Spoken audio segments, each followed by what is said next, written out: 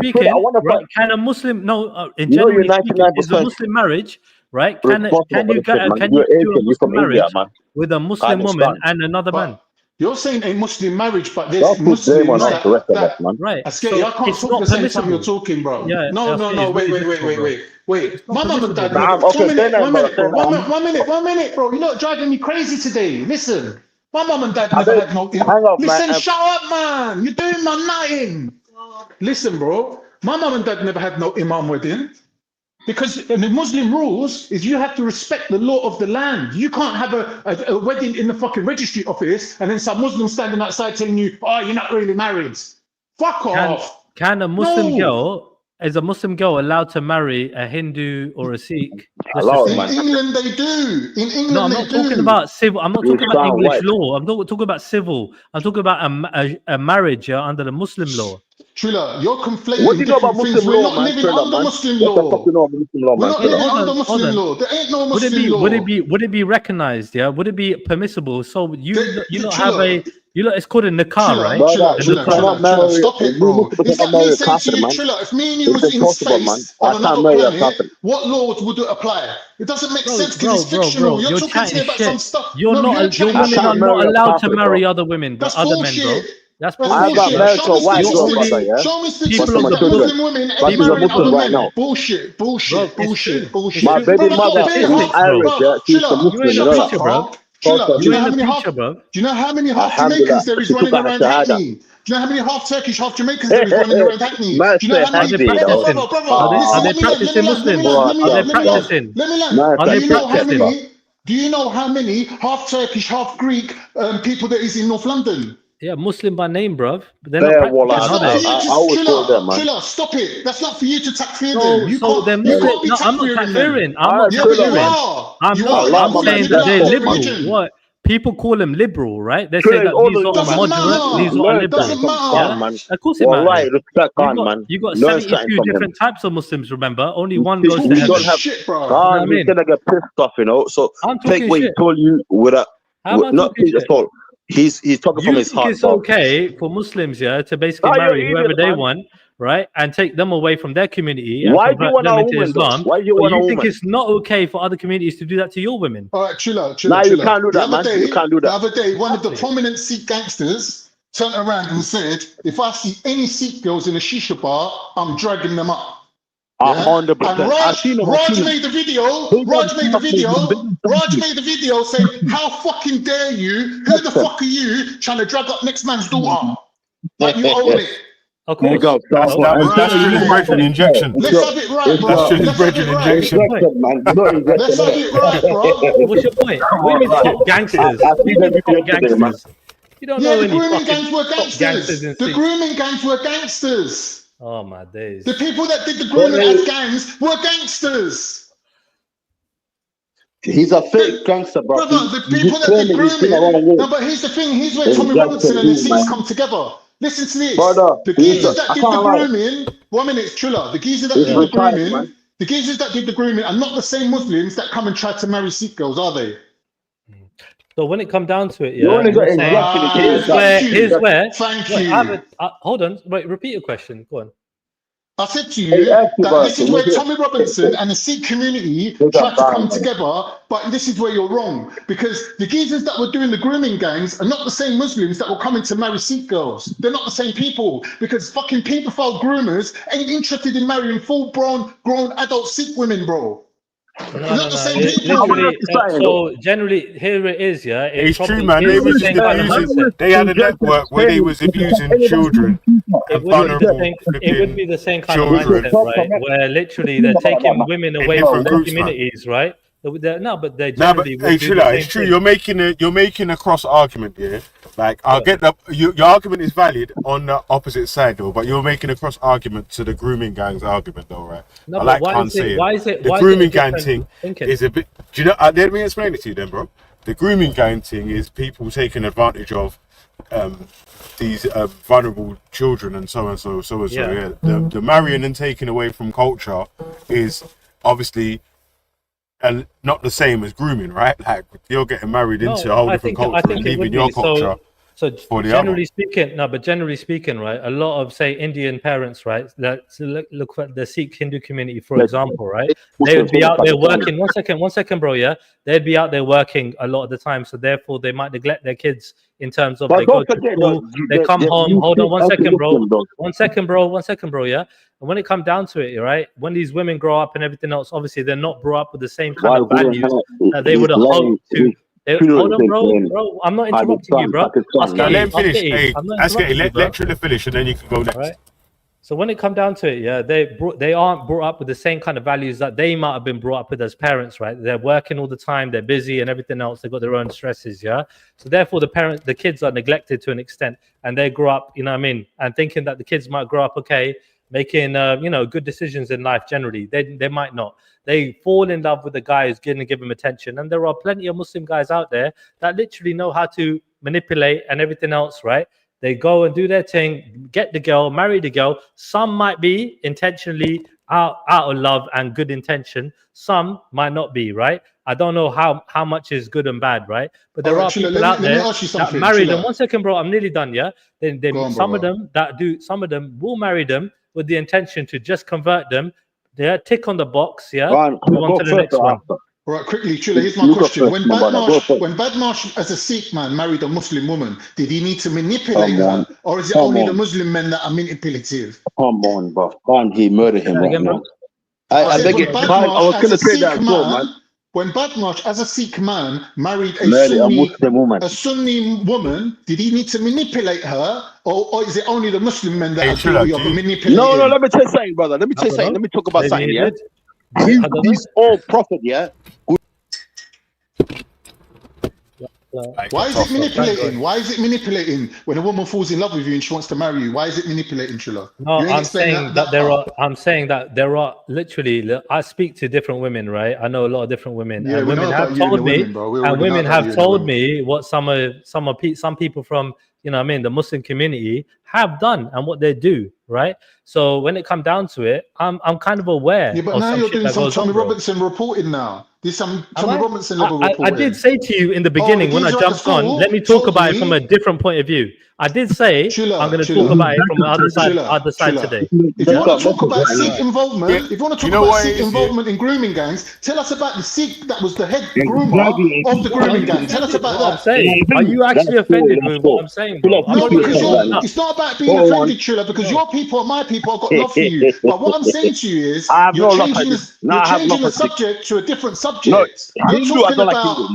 You're talking about girls leaving their culture, Turkish girls marrying Jamaicans or Sikh girls marrying Muslims. That's a completely different subject. I'll be totally honest with you. I'll be totally honest with you, man. We can have that conversation as well, still. These guys found a loophole in the law where they could take advantage of children and basically start pimping them out and making money out of these people, bro. They make money out of these people. Generally speaking, not all black people are bad people. Not all Muslim people are bad people, right? But when it comes down to it, yeah, all right, and again, right, when it comes down to people in my community, I see more, right, and I see them as being bad. Bro, I'll skate you, bro.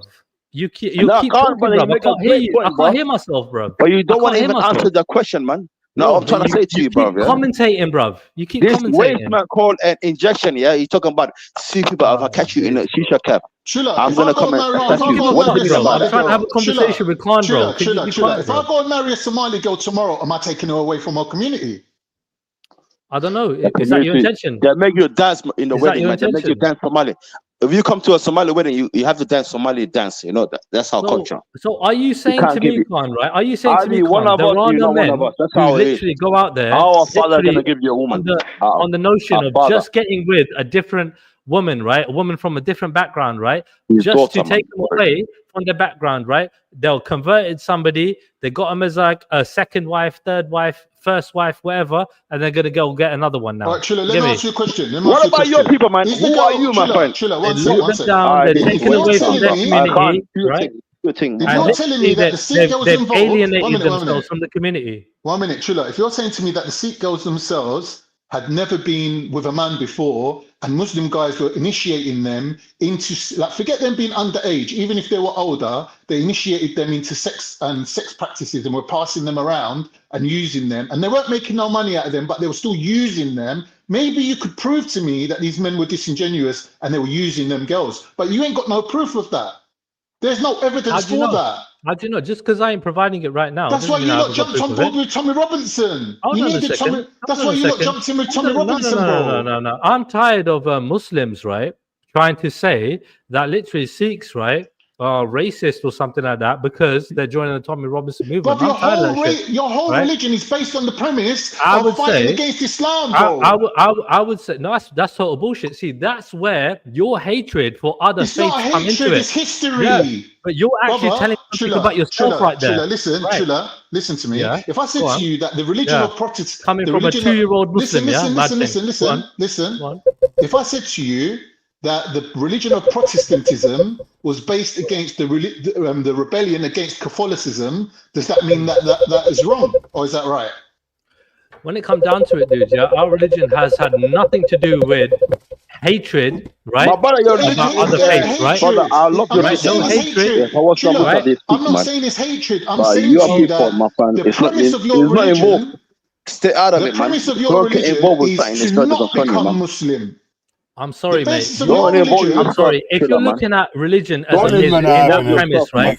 The only religion that's had a premise for literally conquering is Islam. Islam has been trying to conquer everything from day one. So since we're conquering, they weren't a Sikh empire. They weren't a Sikh empire. There was a Sikh empire. There was a Sikh empire. For then? Yeah, because we had to fight back. We had to fight back. Fight back against who? Fight back against who? Against the oppressors. The Muslims. Against the were they the oppressors? But were they Muslim though? Your blood pressure is rising, man, my brother. Was they Muslim or not? Down, man. Was they Muslim? He's not working, my friend. Was they Muslims? Was they Persians? Was they Turks? Was calm they Arabs? What was they? When you recognize your family, man. What are they? One sec. They're Muslims, bro. You need some teaching, man. But Chulo, I'm trying to say, brother, I'm going to say something, yeah? Somebody trying to hack my account right now. I got a confirmation right now, yeah? If I ever, don't worry, if I repeat a favor back here, I'll come to your door, bro. I swear to God. Keep trying to hack my Google account, yeah? Little waste man in the chat, yeah? Your hacking system is so low IQ, yeah? I paid over £57 a month, just to catch people like you. And I don't know, VPN, what? I already got your VPN address. All I have to do is just put it in a list, yeah? Search it. I promise you, wallahi billah, your account will come, your address will come up. Because remember this, you're using your Wi-Fi from your house, innit? So don't allow your doxing bullshit. Somebody just trying to hack my account right now while I'm talking on this channel. Good man. Fucking and I got involved. I got kicked out of the channel. I came back. You know what I'm saying? Cause I'm my man. You know what I'm saying? You never got kicked out. Anyway, carry on, man. I'm just talking to your channel, really, man. These man, for how many years they've been trying, man. Catch someone like me, nobody gives a shit about you. I'll give you my address right now if you want to pull up, man. Nobody cares, bro. I'll find you tomorrow, bro. I'm talking about this man. Anyway, to find you today. Listen, listen. Pick up Khan, man. Yo, let me bring it back onto the actual topic, though, innit? Yeah, because obviously, we're watching Baroness Casey do a review of what she done. Yeah, remember, so obviously people are acting like they didn't have a meeting in Parliament about this previously, right? They had a meeting in Parliament. They said that they was going to assign Baroness Casey to do a review of their ICSA report and others to find out if they went in depth enough on the grooming gang stuff and blah, blah, blah. Have they been taking enough data and this, that, and the other? So, obviously, so far, she's told us they haven't been taking the data that they should be taking. Like 2/3 of the data relating to ethnicities hasn't been collected. And sort of stuff like that, you know what I mean? Like, so, right, if they're not collecting the correct data, first of all, in the first place, then the numbers could rise or the numbers could be lower. But I'm not confident in the numbers being lower, right? Because it seems like there's, maybe people was have honest reasons and it wasn't to skew figures or whatever of the reasons why they wasn't recording ethnicity data. Like that would help be able to clear the air and put things in place to Veli, do you know the way how I'm thinking it might be, yeah? Like when they collected the data, it was with one intention. And the people that come along and took that data and basically number crunched it, to make it a certain next representation of a certain demographic, yeah, that's where the issue lies for me, because when that data was collected in the first place, the people that collected it are saying, we don't care what your ethnicity is, you're all going to get arrested and you're all going to get dealt with. So it doesn't matter what your ethnicity is. But when someone else come along and took that same information and said, well, now we need to separate this out into ethnicities, then they started running into problems with it, because that wasn't the intention of the data collection. Like, they weren't intending to separate out people's crimes based on their ethnicity. That weren't what they're saying. They're saying, listen, if you're committing this crime, you're getting done. That's what we're interested in. And that was what it started off as. That's even that that's not how it worked out wait, in hold the on a end, sec though. Anytime you get arrested or whatever, like, they ask you, like, what do you class yourself as? Then so Right. if you class yourself as black here, there's a list of different blacks that you can tick. Black British, Yeah, black of Caribbean, course. black African, black Yeah. mixed, black other. Black You know other, what I'm yeah. saying? Like, so you can tick that. So Yeah. people in the police station have given these details. So why haven't these figures been published so we can have honest figures and have honest discussions about what it is and actually have things put in place to start solving these issues rather than just Because I don't think, well, I don't half think the it's a figures not being fucking compulsory. done. I don't think it's a compulsory question, because when I fill it out, usually there's a box at the bottom would say prefer not to say on it. That I prefer not to Really, say. can I drop So this that's guy's why they can't VPN? say 100%. No, but right, no, Can I that's drop this different guy's though, right? VPN, man? Because Well, then I can drop they this would guy's have VPN, they man. would have a This lot of guy people active. He's fitting trying to in hack the black prefer man. not to say category then Trying to in drop that the- sort of thing. Like, Yeah, they're they saying they probably haven't do. even They probably collected do. the data. Yeah, No, they but I'm probably do saying have a lot of people. in what Baroness Casey's saying, she's saying they haven't even collected the fucking data. They haven't even got the data to get to Yeah, because people they know having that. even ticked that But box. Phil, what I'm saying to you is, if there's no point me saving that data, right, and putting extra effort into maintaining that data, when I know that it's not representative of anything, because there's that little box at the bottom that says prefer not to say, and half the people tick that anyway, what's the point me saving that data? Nah, but if that's why, because the people that do tick it and whatever, even if the people that don't tick it, then there's a category of prefer not to say or whatever. That's the reason why they've got skewed data, but they haven't even got that.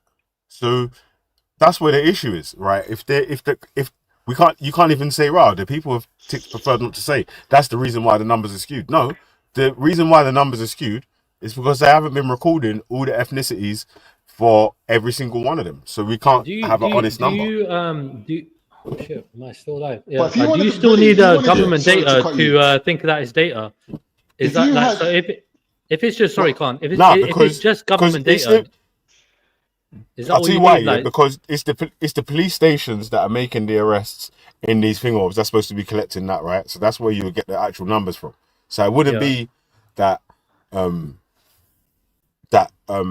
people were and that's the self-assessment side, right? Where you but tick generally, what ethnicity you come into. Yeah. So Well, they can't prove it though. Whatever you say at that moment, like if you went in there and said I'm Nigerian, they can't prove that you're Jamaican. They don't even try to thingy it, work it out. Whatever you tick, that's what they have to go with, right? And if you're looking for the numbers of Muslims, and Muslim fits into about 5 of those tick boxes, for example, white British, you could be Muslim. Mediterranean, what's it called? Middle Eastern, you could be Muslim. Like there's so many yeah, but different that's the things. point. Yeah, but listen, they they've work- made a difference between what the people in the chat may be calling for, like Islamic grooming gangs or whatever. They have not said that, right? They've just said that men of Pakistani heritage are the people that are overwhelmingly represented in the numbers. So they've not said Muslim so and so blah blah blah. They've said men. They've said the ethnicity. That's why the ethnicity data actually matters.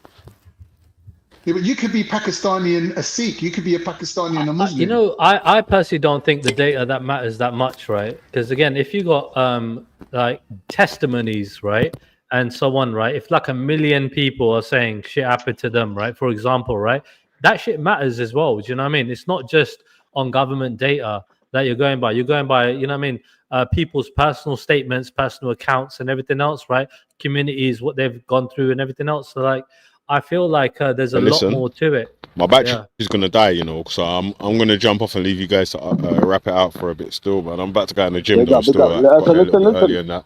I should have fucking come here late. This is why I go gym late, right? Because right now the whole car park's full. Like there was one space in the car park. So when you go into the gym, yeah, you're gonna be in there for like fucking 3 hours waiting for this man to come off the shit. When you go in there, there's gonna be bare gal in there now. It's gonna be bumper to bumper. I think forget that girl, man. This guy, man. No, Belly goes to a gym, man. Man, like Belly is like thing, man. Don't worry about that, man. I'm at the game in that sort of style. Anyways, I want to have a good. I'm just saying, like, right, man likes to come down to the gym a bit late because usually it's like kind of empty.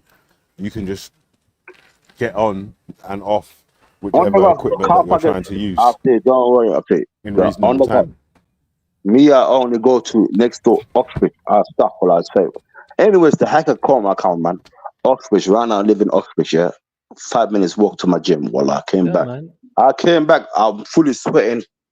I haven't even taken no shower, man. I'm chatting to you, man. So you know what I'm saying? What gym, man? You walk down the canal, you walk back up, bro. Right now, you know, for this week, I'm doing leg work while I leg work. You know what I'm saying? Yeah, you walk into the canal and then you're walking back to the fucking. You know what I mean? Ask Getty. Do you know who said they was? Adam Smith in the chat said he was trying to hack your account. That pagan Adam Smith. He's a high-grade pagan as well, you know. He's using low. He's using high-grade pagan. He's using something like £5 and VPN a day. My one is different. So guess what though? Adam Smith, I got your account. Give me 1 second, brother. I'm gonna text money to. I'm gonna text. Yeah. Adam Smith's trying to hack your account, cuz man. So make sure you get him. Ask him a question. Should I highlight your Dutch your thing? Dutch. What's it called, man? Really, man's calling you a thick, blind cunt. No, he typed in the chat right now saying that it's definitely him that was hacking the account. Okay, he said it's definitely him. Voila, I got your account. All I have to do is read the internet address. Your Wi-Fi, you know, Wi-Fi, the internet address. He said he supposed to talk to me, don't live there. It texted me. I have another technology. Right now I'm using my phone, but if I get on my laptop, I left my laptop at somewhere else. Yeah, my girlfriend's house. If I go on that one, wallahi, black. Get on the laptop and get him, man. When you find out his house, tell us all. We'll come and rush him. I'm not like this waste man of this guy. I'm not do that. Tell the Ummah. Tell the Ummah so we can protest outside the door. Tell us whose staircase you was on. I'll send it to your email. Whose staircase was you on? I want to know. I use the VPN. You'll never guess. Listen, yeah. Oi, Dean, listen, yeah. You'll never guess where that is. Yeah. Dean thinks he's bad, you know. Yeah. Let me tell you that. Oi, Dean, you think you're bad, innit? Yeah. You'll never guess where that is, cuz. I ain't never gonna tell you. Tell him to send me a message on my email. This guy tried. You might as well give me the screen, I got VPN. I got address already. There you go. All right, 1 sec, yeah. But I'm not done with you, man. After this guy's gone, I'm not done with you, man. Teach them, man. Beat teach Triller. They're really be gone, my brother. You know? Find out. Hey, man said, ask his passwords as FGM. Yeah, why not, man? Come on, man. I feel, come on, man. These same trolls, they're fanboys, man. Fanboys for how many years? But anyways, Triller. Waste man. Adam just said you're never going to find him and you'll never get his VPN address. He's got like 10 VPNs. Aaron Smith, swear to on Coventry where you come from. I can see where you're from. Coventry? Where you from? No, hold on, no, Coventry, near that area, man. Hold on. England is very small, you know what I'm saying? If I ever, don't worry, I don't do the kind of business.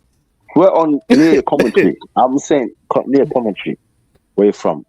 Swear down, I cannot catch you where you're from.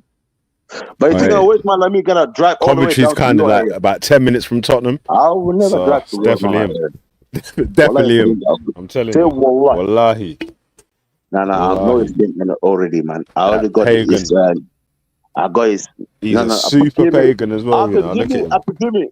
Forget about Iranian hackers, yeah. We're in your country right now. We can hack you.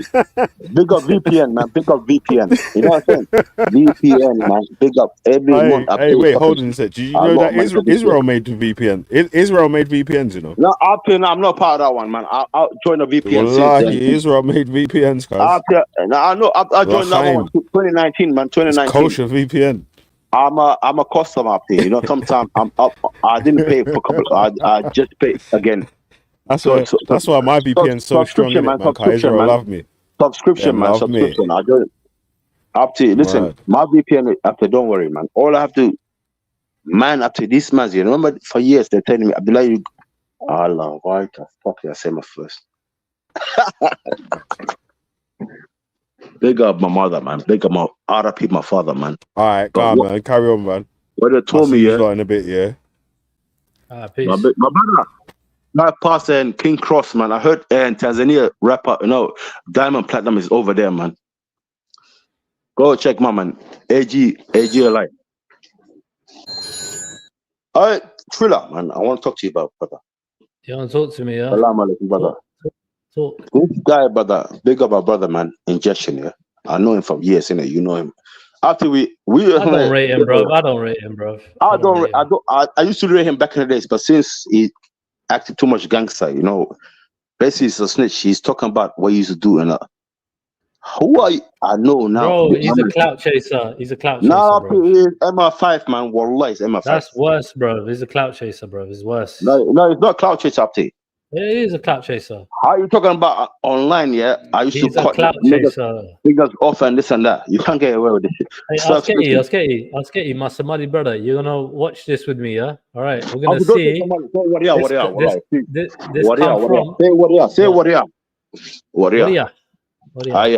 Don't call me Somali.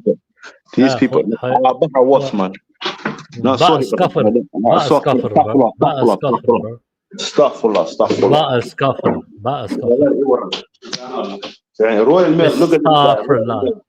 Guess who living right next to me, brother? My neighbor. Bro, fuck them, bro. Fuck them. Let me play this, innit? Bro, put yourself on mute. Put yourself on mute. Let's listen to this, innit? All right, cool. When there was a Sikh person, it's like you took it upon yourself. Like, hey, this is my responsibility. I'm going to go to their house and speak to them. It's like I'm from a Jewish background. It's like if I didn't want to criticize Epstein or someone, it's insane. I would be the loudest voice condemning the madness. And I do speak about like the Hasidic Jews. Sometimes there's some extreme stuff going on in those communities. Spoken out about. I can't imagine not wanting to do that and distance yourself. But we don't hear many Muslims, not prominent Muslims, coming out and speaking about this. Why not? Whether it's denial, I remember actually 2014,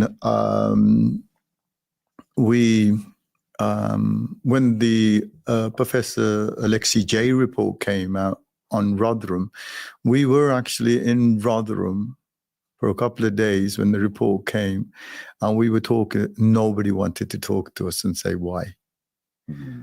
No one. I want to press you again then, because I asked you before, and I don't know what I want to know what's going on in your mind about, because it sounds like it's not really actually just a Muslim problem. This is a Muslim Pakistani problem.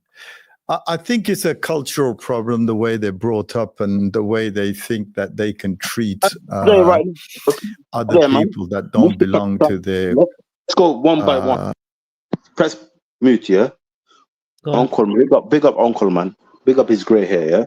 He's a very knowledgeable man, yeah. He saw the Sikh religion. He knows. Nobody's perfect, yeah. But at least he's trying to help. At least he's trying to help grooming victims, isn't it? He's not perfect, but he's helping grooming victims, isn't it? He's helped bare grooming victims, bro. He's not perfect. He's not correct. I've seen before on TikTok. He's a flawed individual, but he's still doing bare charity work, bro. He's holy, man. He's holy. You know what I'm saying? I think, yeah. He's a good example of somebody who isn't perfect, yeah, but is trying to do the right thing in certain things, isn't it? Like, you get me? So when some people, there are Muslims, yeah, there are some Muslims, yeah, that try and pick on him, yeah, because of some things he said. 1 second, bro. Hold on, bro. 1 second. They try and pick on him, yeah. Because 1 second, bro, they try and pick on him because he said some things, yeah, that might sound racist, yeah.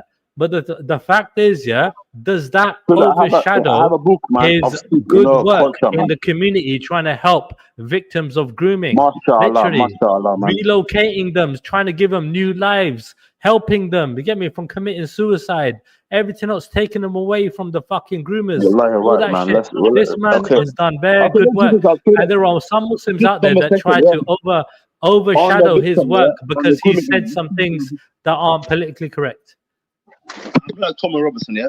let's do this interview. No, let's do this today. Yeah, on a victim of grooming gangs. It's about grooming gang. What I'm trying to say is, yeah, don't put your don't put your stress on Pakistan, Muslim. No. Pakistan is your people, innit? Big up Guru Nana, yeah. The only Hindu, yeah, in Astaghfirullah, the only Indian who was allowed to pass, Mecca. They ask, when you anybody from outside, when you go into Mecca, Saudi Arabia, they have to ask you, are you a Muslim? If you say no, you get arrested.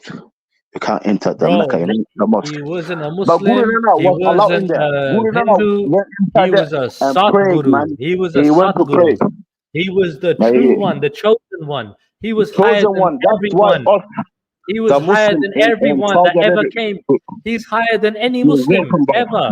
Are you mad? He was welcome He's higher 150 than years ago, anybody. yeah. He's higher than And I love everyone. him, brother. I love him with a passion. You know why? Bro, If come my on, bro. own people in the Mecca, yeah, let him go through, because nobody can enter Mecca. But Guru Nana Of went course they inside can. there. Of course they And can. no, you can't say Wallah, you can go inside. Are you crazy, man? Wallahi. I think go now, brother. I don't want to argue with you. This is a low accused question, yeah. Okay, cool. What are they gonna do? What are they gonna do to Non-Muslim check people if you're can Muslim? enter Mecca, Mecca. Yeah, I'm talking about holy land, holy, where the How are they mosque is. gonna You check? cannot enter. How they gonna check? Have you got an ID card saying you're Muslim, bro? You passed the test.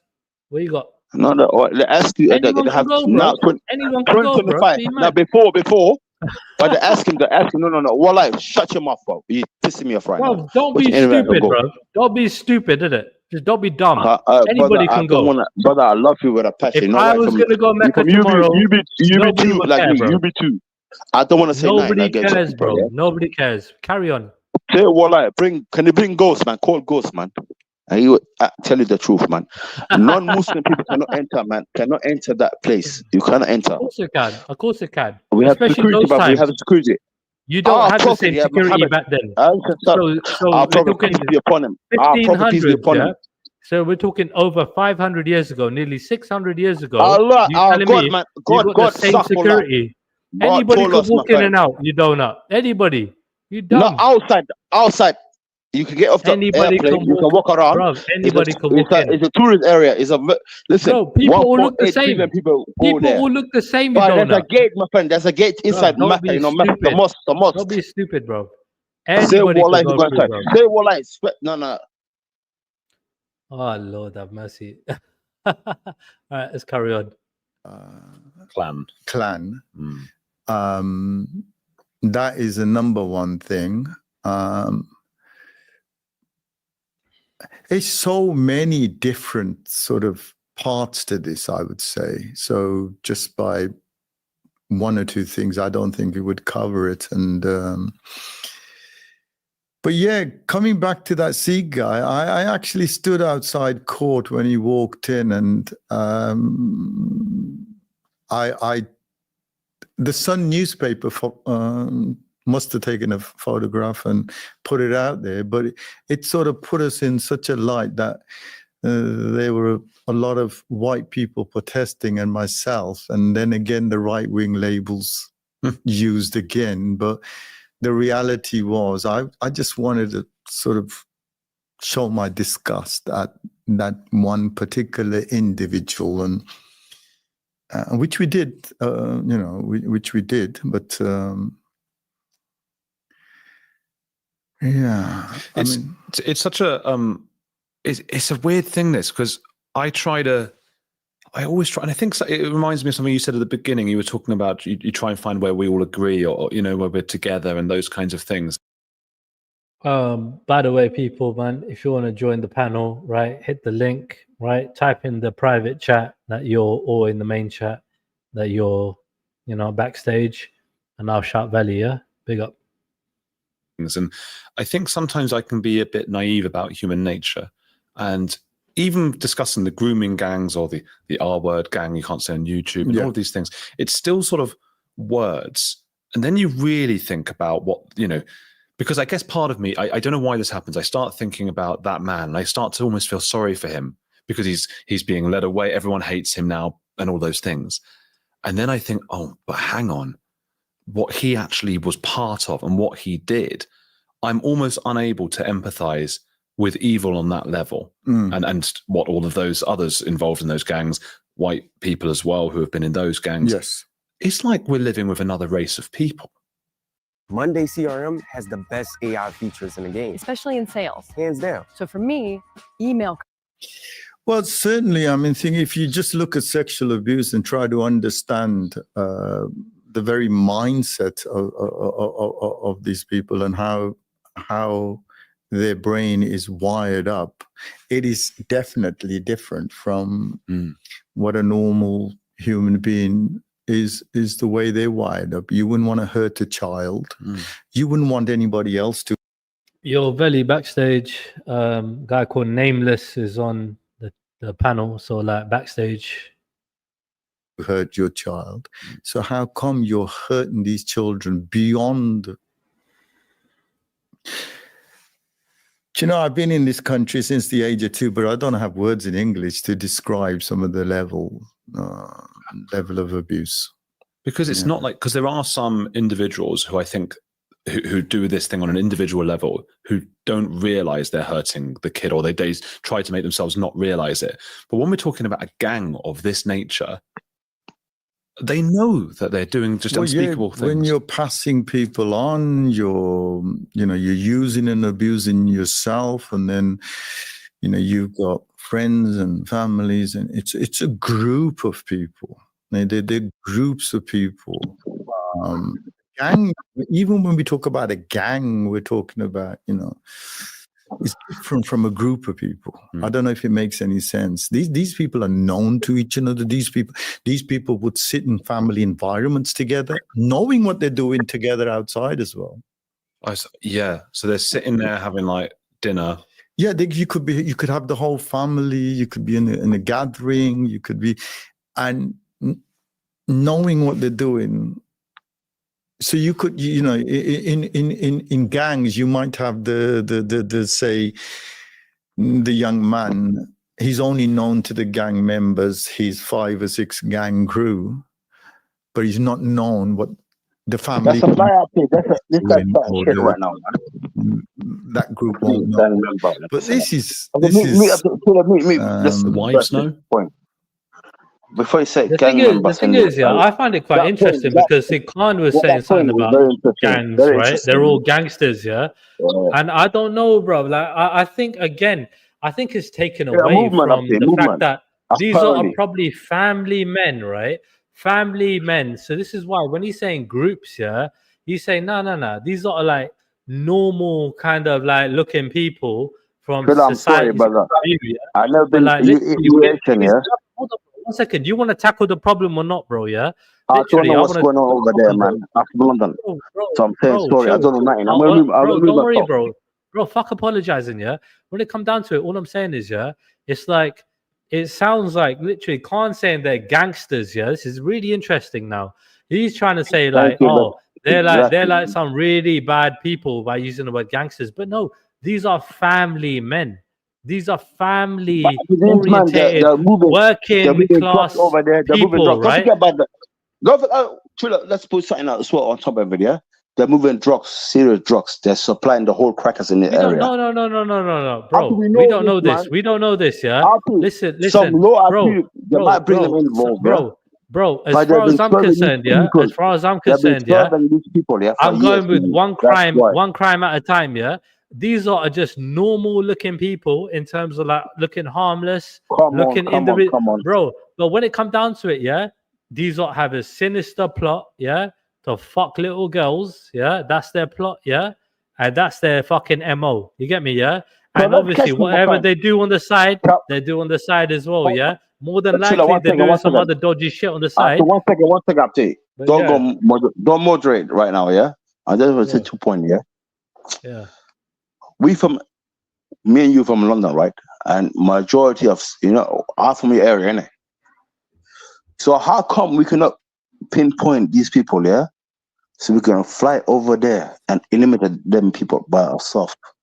This is what I'm saying? This is against, brother, listen, every single day, yeah? When I'm hearing people saying it's Muslim. But they are Muslim. They are literally, Muslim. the majority are Muslim. The ones in court. They're not practicing Islam, though. They're not practicing Islam. It doesn't matter. They're still Muslim. But I'm not. Like Khan said earlier. Okay, hold on. Don't takfir them, bro. Don't takfir them. I tried to say that earlier, and he said you're takfiring. He tried to talk about the women. I tried to talk about the women. He's saying, you're takfiring. You're takfiring. Don't takfir the women, yeah. But now you want to takfir the men. These are Muslim men, bro. Simple as that. What about the Sikh people that involve Sikh people every single day? They involve as well. Bro, I'm not attacking. Yeah, again. Yeah, when it comes down to it, again, I'm not attacking. I'm attacking the predators. If you want to actually, bro, do you actually care? Hold on, bro. Hold on a second, bro. Yeah, bro. Listen to me, yeah. When it's coming from me, remember who you're talking to. Remember who you're talking to, bro. Remember who the fuck you're talking to, bro. Yeah. How many times? What have I said on these fucking shows? Yeah, for years. Yeah.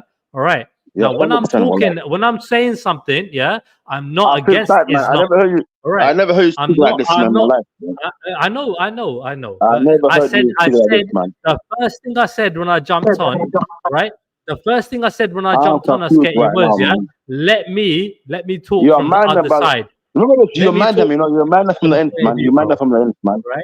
So look, Jenny likes a show, right, where it's not an echo chamber, yeah, right. So when it comes down to it, bro, I said, yeah. All right, cool. Let me talk about it from the other side, didn't it, today? Let's talk about you, man. I want to talk about it from the other side today. I want to put myself in their shoes and talk about it from their point of view. That's what I want to do today. All right. Oh my days. Say no more. Press play. Right, cool. I want to hear the whole thing. No, press play. I'm gonna mute myself. Press the thing. We address after the whole thing after, yeah. Inshallah. Yeah, cool. I want to play something else after this, yeah, because this guy's controversial. There's another guy. I want all the evidence, bro. I'm thinking, how come? 1 second, bro. Bro. I'm not trying to do some sympathy videos, some sorry videos, yeah. Hold on 1 second, bro, yeah. I'm not here to gain sympathy votes, yeah. But bro, 1 second, bro, yeah. Bro, end of the day, I want everybody against me, bro, from any community that thinks what I'm doing is wrong. Yeah, fuck them. Yeah, when it comes down to it, I'm gonna fucking hunt the predators down myself, bro. Yeah, nobody, man, friend. I'll make sure that the Muslims. I'll make sure that the Muslims, the Muslims are gonna be the first people to hunt down these predators before anybody else, bro. I'm first line, bro. My car is going to be full petrol. I'm going to get the Muslims to hunt these motherfuckers down. A new car, X5 is full of petrol. I guarantee it, bro. But I have to get a target, though. Target. But it's going to be halal, bro. I'm going to play this. My car is full of petrol. I believe. Not even 7 cars. I believe so. We're flying to whether they can do anything. Is a different thing. Whether the control aspect of their households are different. How much holy is my whether friend? They have a voice. He's a holy man, wallah, mashallah. It all depends on that. Is part of this in terms of attacking these children? Is it racially or religiously motivated? Because are there Muslim victims, children, or is it white?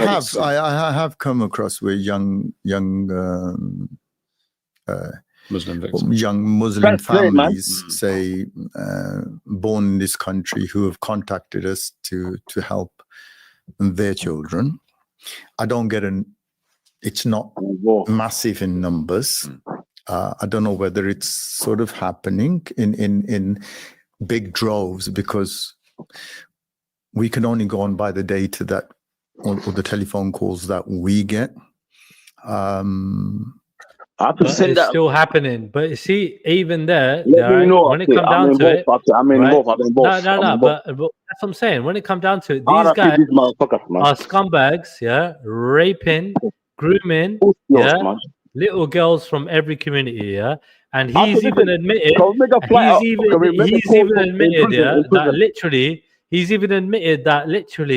that there are Muslim girls. It's not as big as the other numbers that they got from other communities, but it's still there. He's not denied it. You get me? I'm not denying They're calling, bro. The Muslim community are calling him. We're calling. What are we calling him? What are we have to call him? They're more, calling him, bro. Yeah, I mean, the Muslim brother. community are calling him, bro. Yeah, they're calling we only 3 million people in this country. No, Yeah, but you see what I'm saying, bro? Like, end of the day, it's a mad thing, bro. Like, but honestly, if the Muslim community have to call a Sikh, yeah, I mean, generally a Sikh organization that is there to help everybody. But it's mad. What are the Muslims then doing for their own people, bro?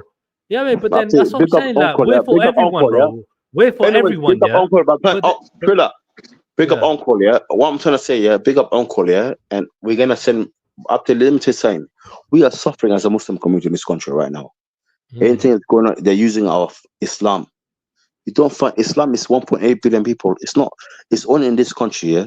Anyways, Triller, big up this Uncle, yeah, because we are suffering, bro.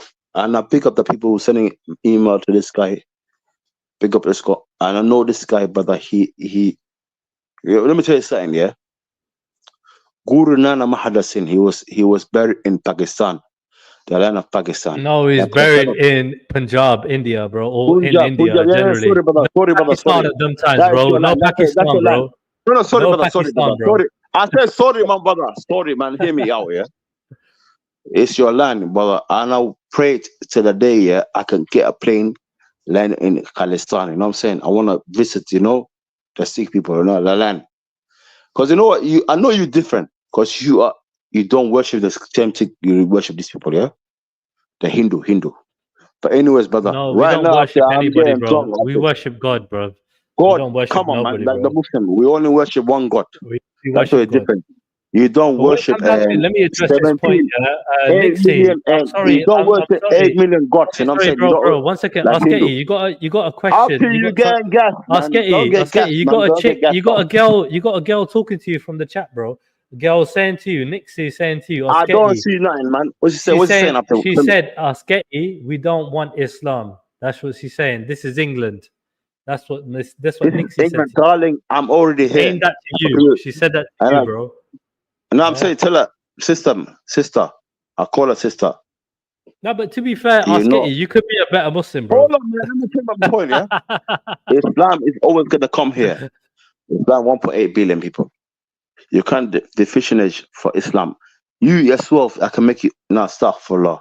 God can make you a Muslim, but only if you choose in your heart. You know what I'm saying? I don't believe some fake Muslim that, like, especially in prison, let me become Muslim protection. You know what I'm saying? It's true, brother. We run prison everywhere we run, brother. Islam is not one. It's a religion. It's a majority religion, and it's a religion as in, brother. The white supremacy, they made us worse. You know what I'm saying? They're talking shit about us. You know what I'm saying? Jordan, apparently, Jordan. Hold on 1 second. Hold on, man.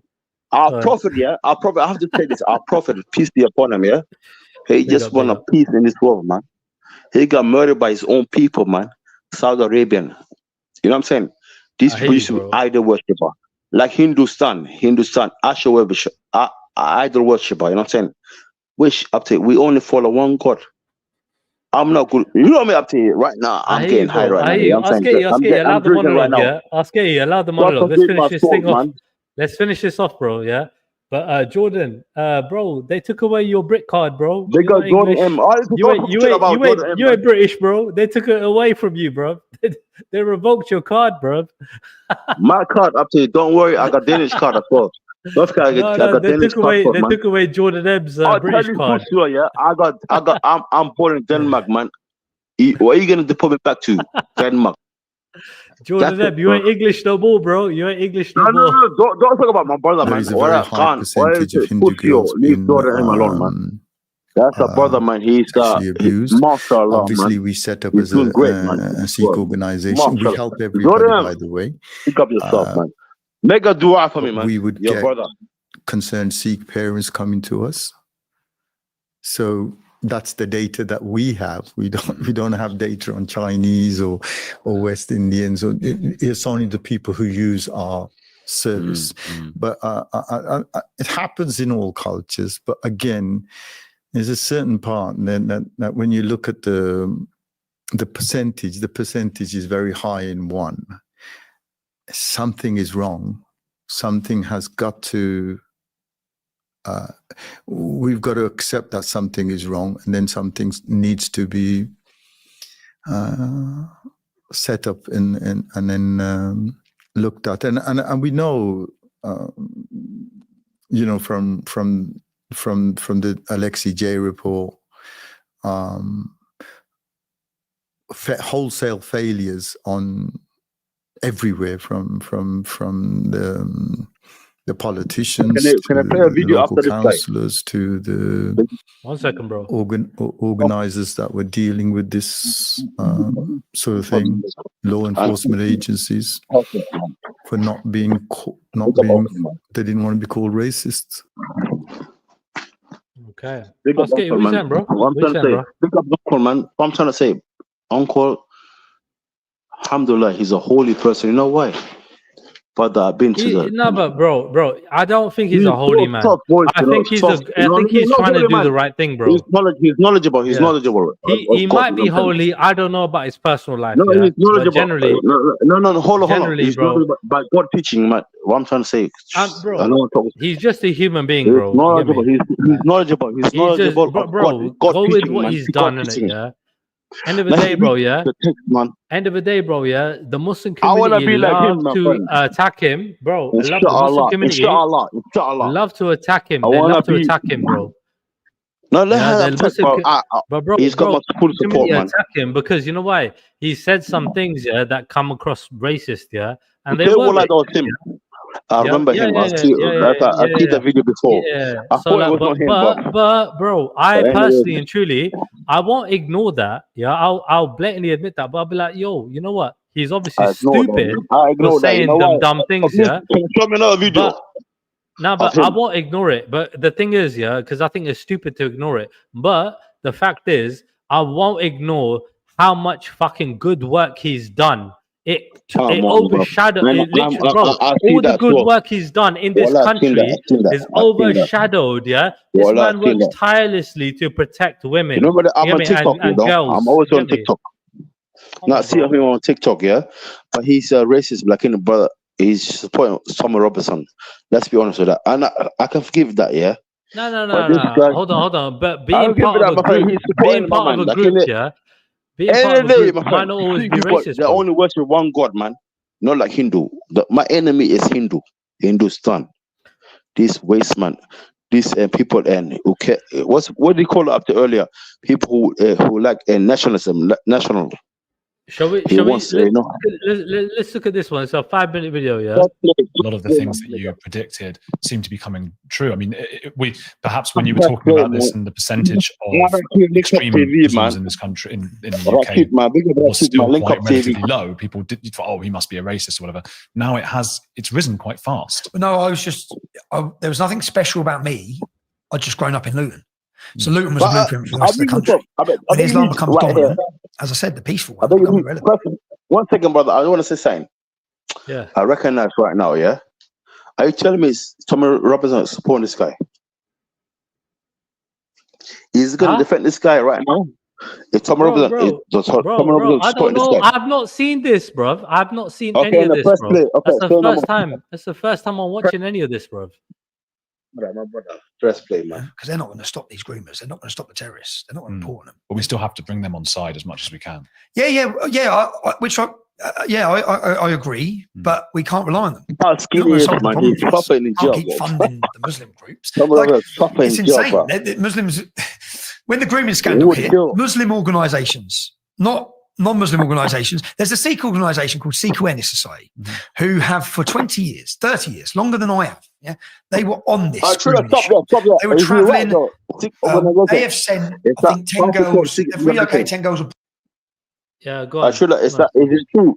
It's something called Sikh organization, true Sikh, whatever you just said earlier. Yeah, bro. I know them. I met them. Is that true? Yes or no?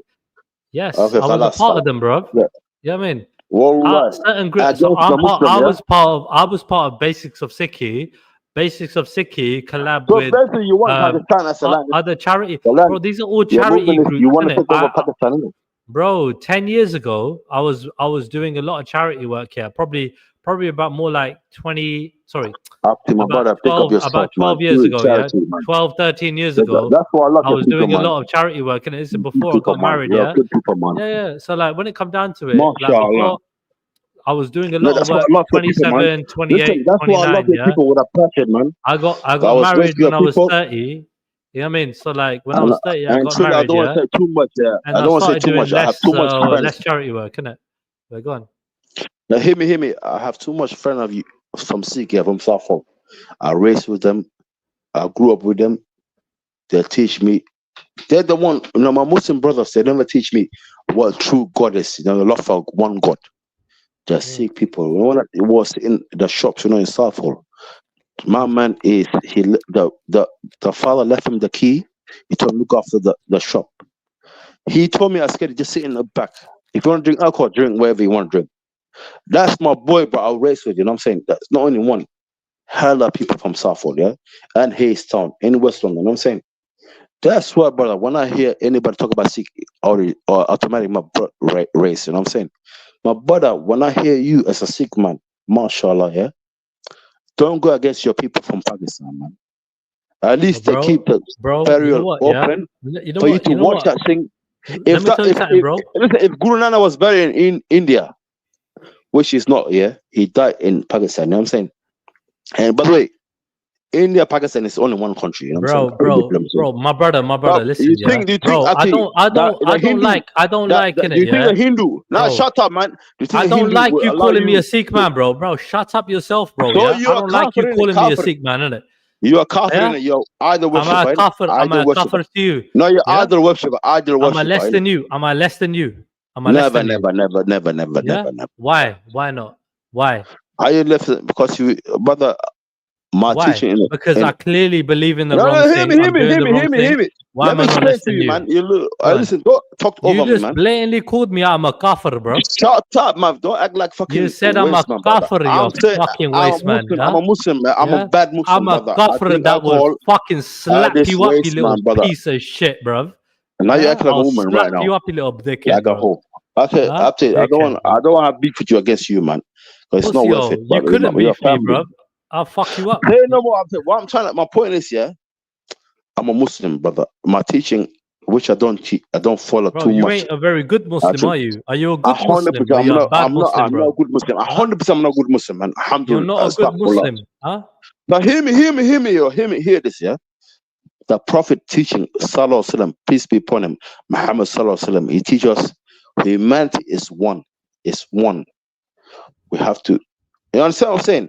That's my proper teaching. Can I ask you a question? Why every single day, yeah, when I go to my mom's house, yeah, every single day she listen to Quran 24/7 of the day. Yeah, that's your marges, bro. You're Quran. Bro. Now I'm saying when I go to her house, yeah, she listen to. I've never understood that shit, man. I'm a waste man, European Muslim, waste man. Idiot. You're not European, bro. I don't follow Quran. I've only been to Mecca one time. And I don't pray, brother. Let me be honest. I don't pray, bro. I don't pray. Bro. I don't know that I'm going to hell. You're not unintelligent, bro. You my brother. Intelligent. I'm more intelligent than you, bro. Who do you blame? Who do you blame for your fuck ups? Myself, man. You're damn right. Let's carry on with the video, yeah? But listen, don't ever talk about Muslim people again. I will never talk about him every day from now on. Every day I'm going to talk about it from now on. I love you as a brother, but allow us, man.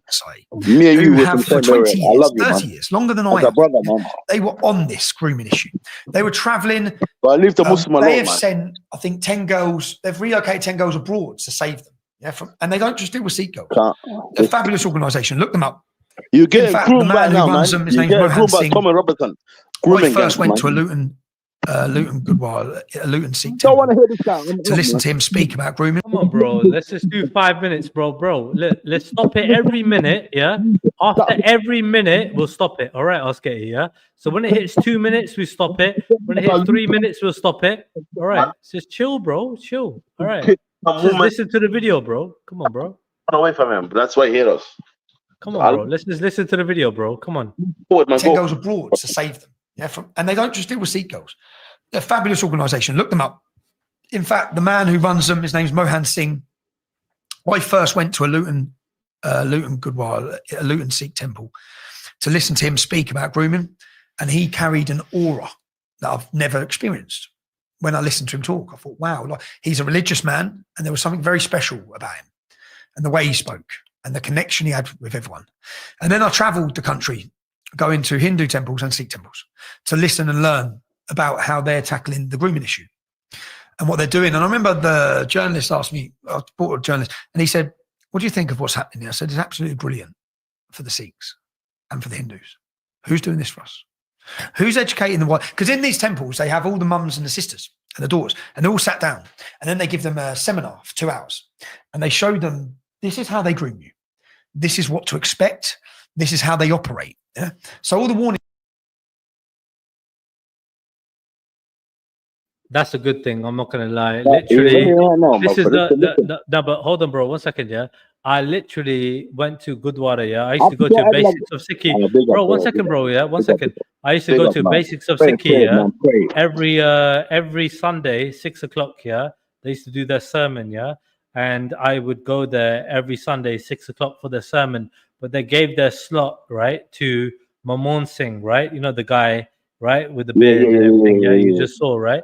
And he was talking about grooming gangs. That's what, no, stop right there. He said, that's what, yeah? Say no more, say no more. Big up yourself.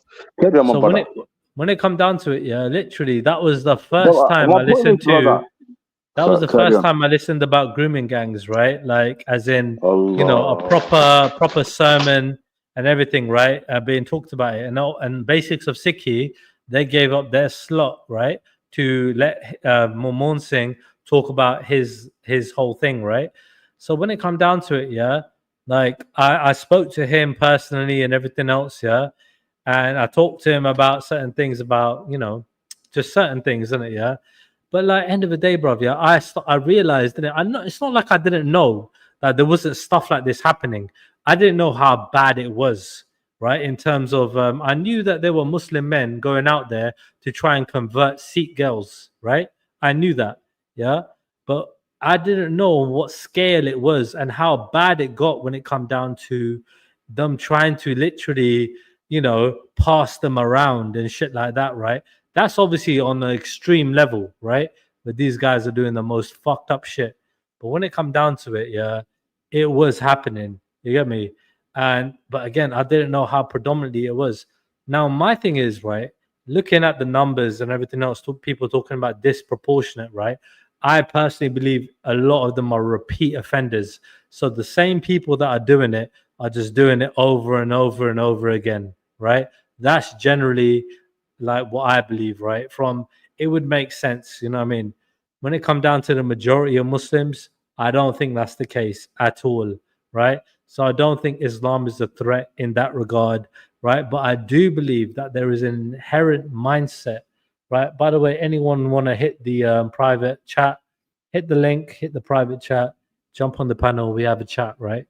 But when it comes down to the overall view of things, right, I do feel like there is a mindset out there which is not being talked about, which is definitely being brushed over with this Muslim superior mindset, thinking that, you know, we are better, therefore, you know, because we are superior and our ideology is superior, which every Wahhabic belief believes in, and obviously other people from other beliefs also believe in as well, right?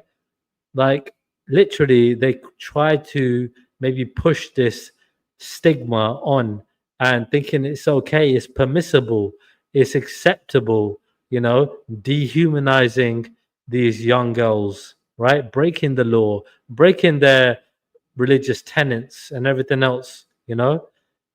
I mean, it's so easy to say, right, that these people, right, are not following Islam because they're using alcohol, they're using drugs, they're fornicating.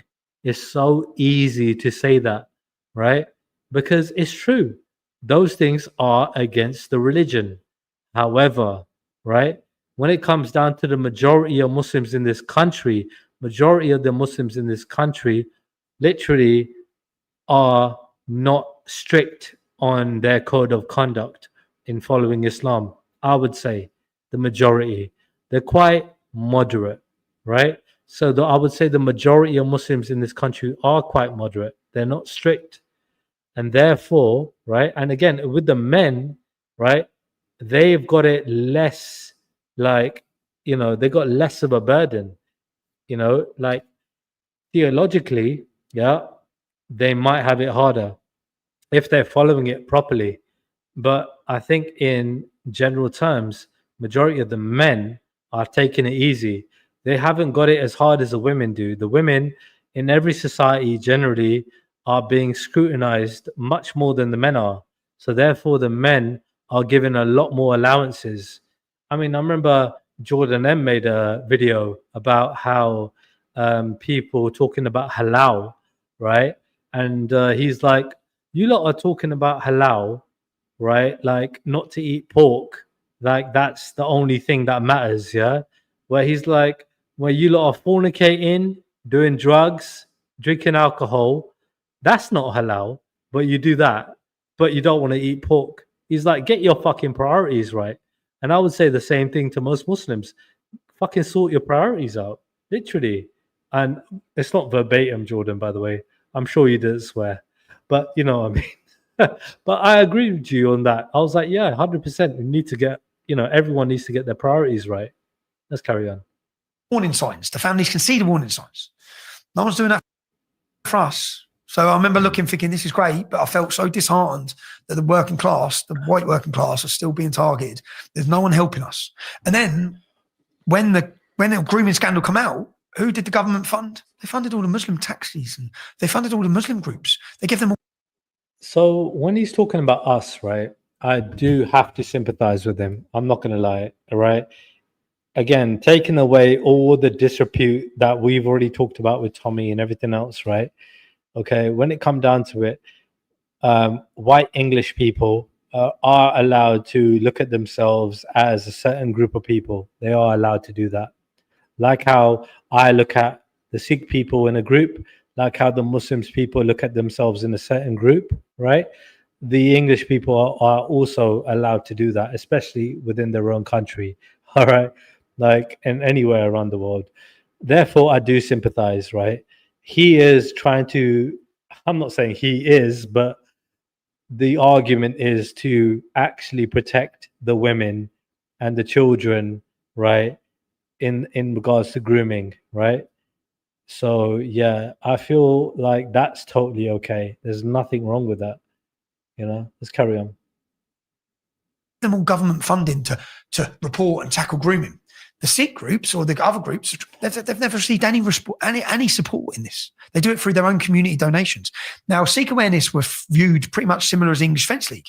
Oh, you're blaming it on the Muslims because of historical problems in India. Yeah? But when the Rotherham scandal broke and the cat got out of the bag with the world and the media, people realised they were telling the truth. Literally, Khan said this earlier, right? That the feud between Sikhs and Muslims in the past has been because of India, right? Has been this sort of hatred towards Islam. It's never been the case, right? Sikhs have two enemies, tyranny and oppression. And whatever form it comes in, we're going to fight it, right? We're going to fight to the death, right? So when it comes down to it, Khan is being disingenuous, where he's talking about a very relaxed kind of version of Islam, right? Like, oh, anything is permissible, more or less, right? As long as Muslims are in control, it's all okay. You know, we're going to scrutinize each other, and Muslims have scrutinized each other from day one. So have Sikhs, so have Hindus. I've done a lot of reading, you know what I mean? There's been a lot of inner fighting between these faiths, right? Inner fighting. Outside, cool. There's been outside faiths too, obvious outside fighting too. Yeah. But it's just mad, dude. I mean, end of the day, like this whole fucking thing about Sikhs, right, not liking Muslims is bullshit, right? The Sikhs before the British came in, to India, were getting along with the Muslims perfectly. The Muslims, were conquered, Yeah, they were beaten. Yeah, they were submitted, and the Sikhs had an empire, right? And we stretched our empire, right, as far as the eye could see, and literally, yeah, the communities were getting on fine. Hindus, Sikhs, and Muslims were getting on totally fine until the British came in and used divide and conquer tactics, dividing communities, bringing in internal fighting, espionage, sabotage.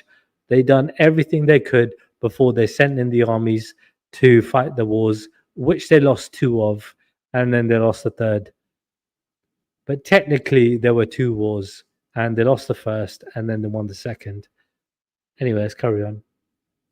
He weren't lying. Yeah. So all the things, as I said, every interview I've ever done will age well, because I know I've only spoke truth to matter. I've only spoke fact. I've only spoke about what's going to happen and how it's going to happen. What is going to? Because I look at. I mean, is it Iran and was it Lebanon? Are they? They failed, didn't they?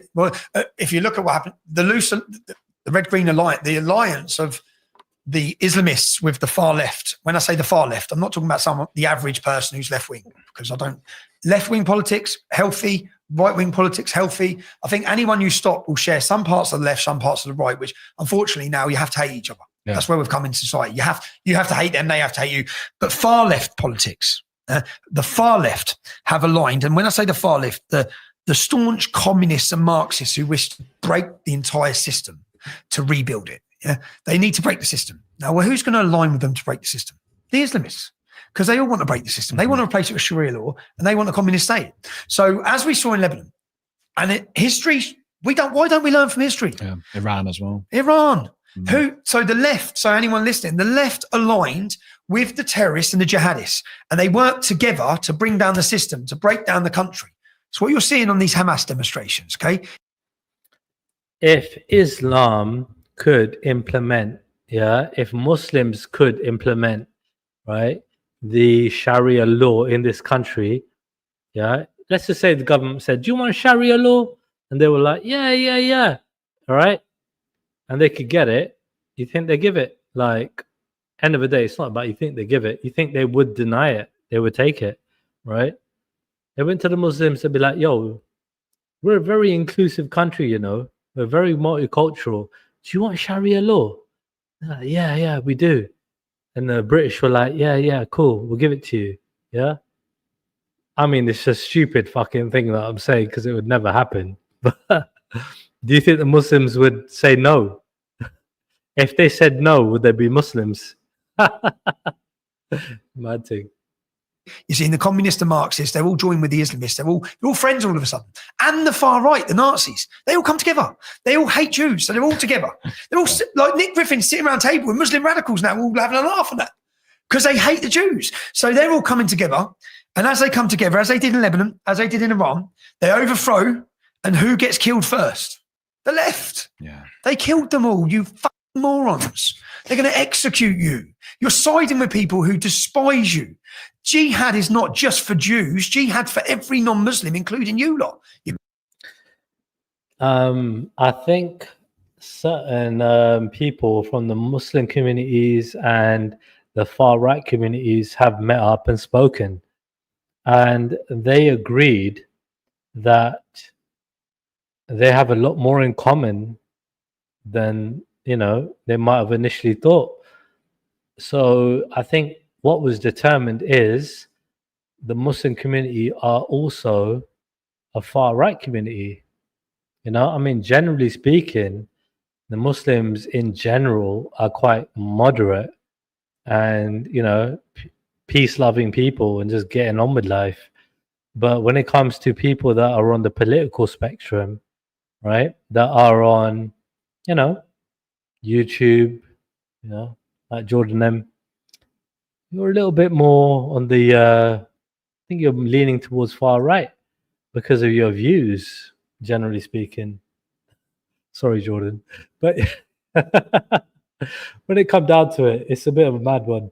I mean, literally, Muslims, right, are fine, right? They're good. Generally, they're proven to be good people in this country. However, right, you've seen some extremists, right, promoting their propaganda right? And they have influenced people to cause atrocities in this country, and there are influencing, and if they could, they would influence even more people to cause even more problems in this country, right? And there would be a lot of infighting between Muslims. I mean, Muslims are fighting Muslims all over the world. You know, that's no secret. You know, Muslims have been fighting Muslims for centuries, since the Crusades. You know, before the actual Crusades. You know, when King Richard went over there, you know, to reclaim Jerusalem. You know, that Salahuddin, my bad. Yeah, the great Salahuddin had been literally fighting his whole life against other Muslim tribes. Muslims have been fighting Muslims for centuries, you know, centuries. And they have hardened and, you know, their battle fucking practices, yeah, and their martial prowess through fighting themselves, you know. That's why they were so fucking good at fighting the English, you know, and the Europeans. But it's the same thing as the Europeans. The Europeans got battle hardened from fucking fighting each other. So it's not dissimilar, you know, from Christianity, from Islam. Very similar, in my point of view. Let's just finish this off. You communist Marxist knobs. It's like, I just don't think, have you not looked at history? Have you not learned a single thing? There's 55 countries in the world, 45 countries in the world that Islam has come into as a minority, and then it's dominated and it's caused war. There's not one single country in our history that has peacefully coexisted. Ever. Why do you think Europe's going to be any different? You morons. Afghanistan, 99% of the Muslims in Afghanistan want Sharia law. What do you think? 100 of them come to the border and they leave it behind. They come into the country, as you'll see in our new documentary, and they bring those intolerant medieval views of women with them. Right. That's the point right there. That is the point, right? When it comes down to it, yeah, it's a thing of like, do they bring their problems with them? I believe they do, 100%. I'll tell you why. Coming from a Sikh community, Indians, right, from a Sikh community, bring their politics to this country with them. They do bring along their politics. They do bring along their problems, right? It's true, 100%. And when it comes down to the Muslim community, you think they're going to be any different, especially with certain beliefs, especially in certain regards to how they tolerate somebody, how they treat somebody, how they view somebody is very true, okay? So a Muslim like Jordan M, who's born and bred in this country, you know, who basically looks at people equally and everything else in a good way, right?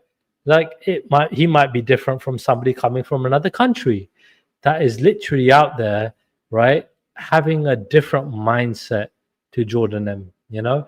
His view on women is like, you're kafar. I'm in a kafar country, right?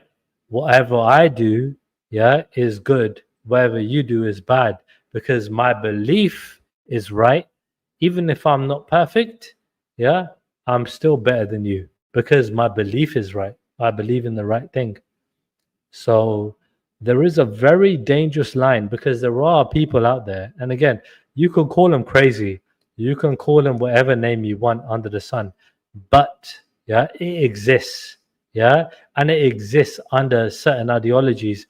Now, there are Sikh people, yeah, in that same bracket that think that they are better than others, yeah, and they will literally, you know, be like, what can I say? What's the word? Fucking, do you know what I mean? Like, freaking, what's the word, man? I'm a bit slow today. They will just take, yeah, advantage, you know what I mean, of a situation. They will literally abuse their power. They abuse whatever freedom that they have to try and impose on others in some sort of way, shape, or form. Like they are, what's it called when you're like, you think you're God, you know? It's that kind of viewpoint, like you're better than somebody, you know, treating people like second-class citizens. I've seen Sikh people do it, yeah? I've seen Hindu people do it. I've seen Muslim people do it. I've seen Christian people do it, yeah? And this is the kind of fucking ideology that this kind of practice we need to stop. You know, this kind of thinking that we are better than others because we believe in a certain faith. You know, this has to stop. This is wrong. And Muslims are very proud of this practice. Christians are also very proud of this practice. Jews are very proud of this practice. And what do they all believe in? Yeah, Abraham. Yeah, they're part of the Abrahamic faiths. When it comes down to the Sikhs, again, they're guilty of it. Hindus are guilty of it. You know, at the same time, it's not as predominant simply because our numbers are smaller, right? Even in India, right, most people are very passive. You've only got certain fringe groups that are quite extreme, you know, regardless of the bullshit that is out there. But I want to play one video I just saw, right? So this was probably the sermon that I was watching 11 years ago. I was sitting here and I was listening, you know, in this Gurdwara, Park Avenue Gurdwara. I want to listen to this, yeah. At the same time, yeah, I might leave it on play for about 5 minutes, yeah. So anyone wants to come in the private chat, yeah, you want to be backstage, yeah, just hit Veli up. Veli sees you, he'll let you on the panel. At the same time, I'm going to let the video play for 5 minutes. I need to go make some food, all right? So yeah, let's carry on. Before we know,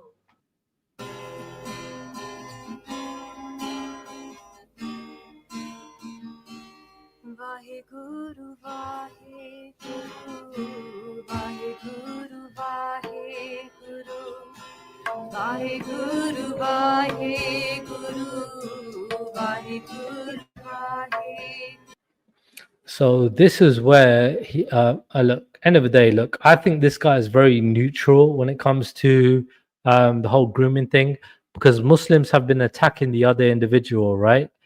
I don't know what he's going to say in this sermon, right? I have no idea, okay? And I would love to hear it, okay? It is a little bit long, but I want to hear it, all right?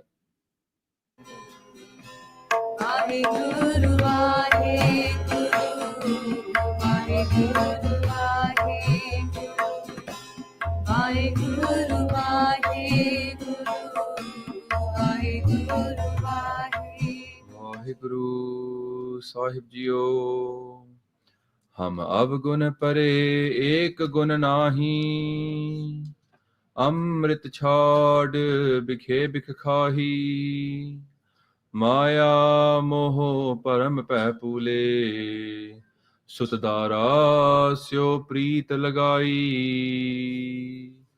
एक उत्तम पंथ सुनियो गुर संगत त्रह मिलंत जम त्रास मिटाई एक अरदास पाठ कीरत की गुरु रामदास राखो सरनाई गुरु रामदास राखो सरनाई सतगुरु आयो सरन तुहारी मिले सुख नाम हर शोभा चिंता लाहे हमारी अवर न सूजे दूजी ठाहर हार प्रियो तो द्वारी लेखा छोड़ लेखे छूटे हम निर्गुण ले हो उबारी सदबख्शंद सदा मेहरवाना सबना दे आधारी नानक दास संत पाछे परियो राख ले हो एहो बारी राख ले हो एहो बारी ਧੰਨ ਧੰਨ ਗੁਰੂ ਗ੍ਰੰਥ ਸਾਹਿਬ ਜੀ ਦੇ ਹਜ਼ੂਰੀ 'ਚ ਬੈਠੇ ਸਾਧ ਸੰਗਤ ਜੀ ਗੱਜ ਗੱਜ ਕੇ ਫਤਿਹ ਬੁਲਾਓ ਜੀ ਵਾਹਿਗੁਰੂ ਜੀ ਕਾ ਖਾਲਸਾ ਵਾਹਿਗੁਰੂ ਜੀ ਕੀ ਫਤਿਹ ਸਾਧ ਸੰਗਤ ਜੀ ਅਗਲੇ ਹਫਤੇ ਤੋਂ ਅਸੀਂ ਜਿਹੜੀ ਸਵਈਏ ਹੈਗੇ ਪਾਤਸ਼ਾਹੀ 10ਵੀਂ ਉਹਨਾਂ ਦੀ ਕਥਾ ਸ਼ੁਰੂ ਕਰਾਂਗੇ ਅੰਗਰੇਜ਼ੀ ਵਿੱਚ ਇਸ ਹਫਤੇ ਜਿਹੜਾ ਟੌਪਿਕ ਹੈਗਾ ਉਹ ਥੋੜਾ ਵੱਖਰਾ ਹੈਗਾ ਇਸ ਅਬਾਊਟ ਜਿਹੜੀ forgiveness hundi hegi hai. What is forgiveness? But we're going to relate it, because it's going to be in English, we're going to relate it to what happened this week. Because this week there was a very interesting documentary on the BBC on Monday about what's happening in this world, in reality, where girls in our community, young girls, not ladies who are 18, 20, 21 at university, but girls, young girls, 13, 15, sometimes even younger, that they are being targeted, groomed, and then not being converted, but being used. And many people like Sardar Mohan Singh, Paisa Mohan Singh, who's from the Sikh Awareness Society, he's been spending more than 15 years going around this country, raising awareness of this issue. And for many, many years, he was ignored by most people. Or people didn't want to talk about it. Now, it's being talked about on the BBC across the world. People are watching this and realizing that this is what's happening in our community. So for the people that were talking about this 15 years ago, that have been talking about it for the last 10, 15 years, they were almost happy that the issue is now gone public. But those people that were denying that it was happening, they've had a bit of a shock. Now I've had many phone calls from people this week, many conversations with people this week, saying, what are we going to do about this issue? The thing is that the fire is already burning in it. 15 ਸਾਲ ਤੋਂ ਜੇ ਕੋਈ ਬੰਦਾ ਆ ਕੇ ਦੱਸੇ ਕਿ ਤੁਹਾਡੇ ਘਰ ਵਿੱਚ ਅੱਗ ਲੱਗੀ ਹੋਈ ਹੈ ਤੇ ਤੁਸੀਂ ਕੁਝ ਨਾ ਕਰੋ ਤੇ ਗਾਹਾਂ ਜੇ ਤੁਹਾਨੂੰ ਪਤਾ ਲੱਗ ਗਿਆ ਤੇ ਤੁਹਾਡਾ ਘਰ ਸੜ ਗਿਆ, it's almost ruined, then you start thinking I should do something. You've already had 15 years of the fire burning away and no one stopping it, apart from a few people, some few sevadars. They've been working hard. But also the channel was, the program was very interesting because it raised some issues. One of the issues it raised was this Muslim youth said that one of the reasons why we target the Sikh girls, of course he's not going to say it's because they're Sikh, but what he said is that the girls, they won't tell their parents. Sharam aa jandi hegi hai. And then they will say that the girls won't tell their parents. If the parents do find out, ਜੇ ਕਦੇ parents ਨੂੰ ਪਤਾ ਲੱਗ ਵੀ ਗਿਆ ਕਿ ਸਾਡੀ ਕੁੜੀ ਨਾਲ ਇੰਜ ਹੋਇਆ ਹੈਗਾ, that the parents won't tell the police. The parents will hide it. So what is the groomer looking for? He's looking for that issue not to come up in the public, for the police to not get involved and not get arrested. He doesn't care if your izzat gets damaged. He doesn't care if your family suffers. That group doesn't care at all about us because they're not even from our community. All they care about is that they don't get caught. You know? And what is happening is that we are ensuring with our actions that they don't get caught. So we're easy targets. Mainu ek gal samajh nahi aayi. Not samajh, I know, but one thing struck me. That in the past, if the Sikhs got troubled, the Sikhs will sort out their own problems. We never went to no police. I don't remember Guru Gobind Singh Ji calling the police. It wasn't any of the Sakhis that I studied. I didn't hear about any Sakhi Banda Singh Bahadur putting in a call to the Mughal kingdom or find a local, Havaldar and saying, we got to sort this out, come and help us. I don't remember that conversation when I was studying history. That means that the Sikhs never asked anybody else for help. So now it's a double besti. Not only is our besti being done across the public that we don't talk about these issues, don't involve the police, don't help the girls, but it's our second besti that we're not actually able to deal with this problem ourselves. And that the Sikhs can't even help themselves, and then they can't even get somebody else to help themselves. When you look at something like this, there's a real desire to give yourself a slap. Because who are you going to slap? Sometimes you can go outside and say, we blame, a lot of times we blame everybody else we can find. We want to get into an argument with them. You guys are wrong. You guys are bad. But Bani tells us that before you start pointing the fingers outside, andar chatti maar ke dekh lo. Are you ready to face what you have? I went to one of the camps this summer, And the Singh said कि कदे ਅਸੀਂ ਆਪਣੇ ਮੰਜੇ ਥੱਲੇ ਸੋਟੀ ਫੇਰ ਕੇ ਦੇਖੀਏ ਕਿ ਉੱਥੇ ਹੈ ਕੀ. We're too scared sometimes. We don't want to find out what's underneath, what's inside. So today's talk, we're going to look at it from the point of view is what have we done about this? We know what's going on out there, but let's look at it as what's our responsibility, because the first responsibility of the Panth is to itself. Guru Gobind Singh Ji, Tan Guru Gobind Singh Ji, when they found out their 4 sons were shaheed, they knew about the other 2, and obviously the Antarjami, they know about the other 2, but when they were told by the shaheed diyan, or the Chote Sahibzade, Guru Gobind Singh Ji said, Char muhe ta kya hu.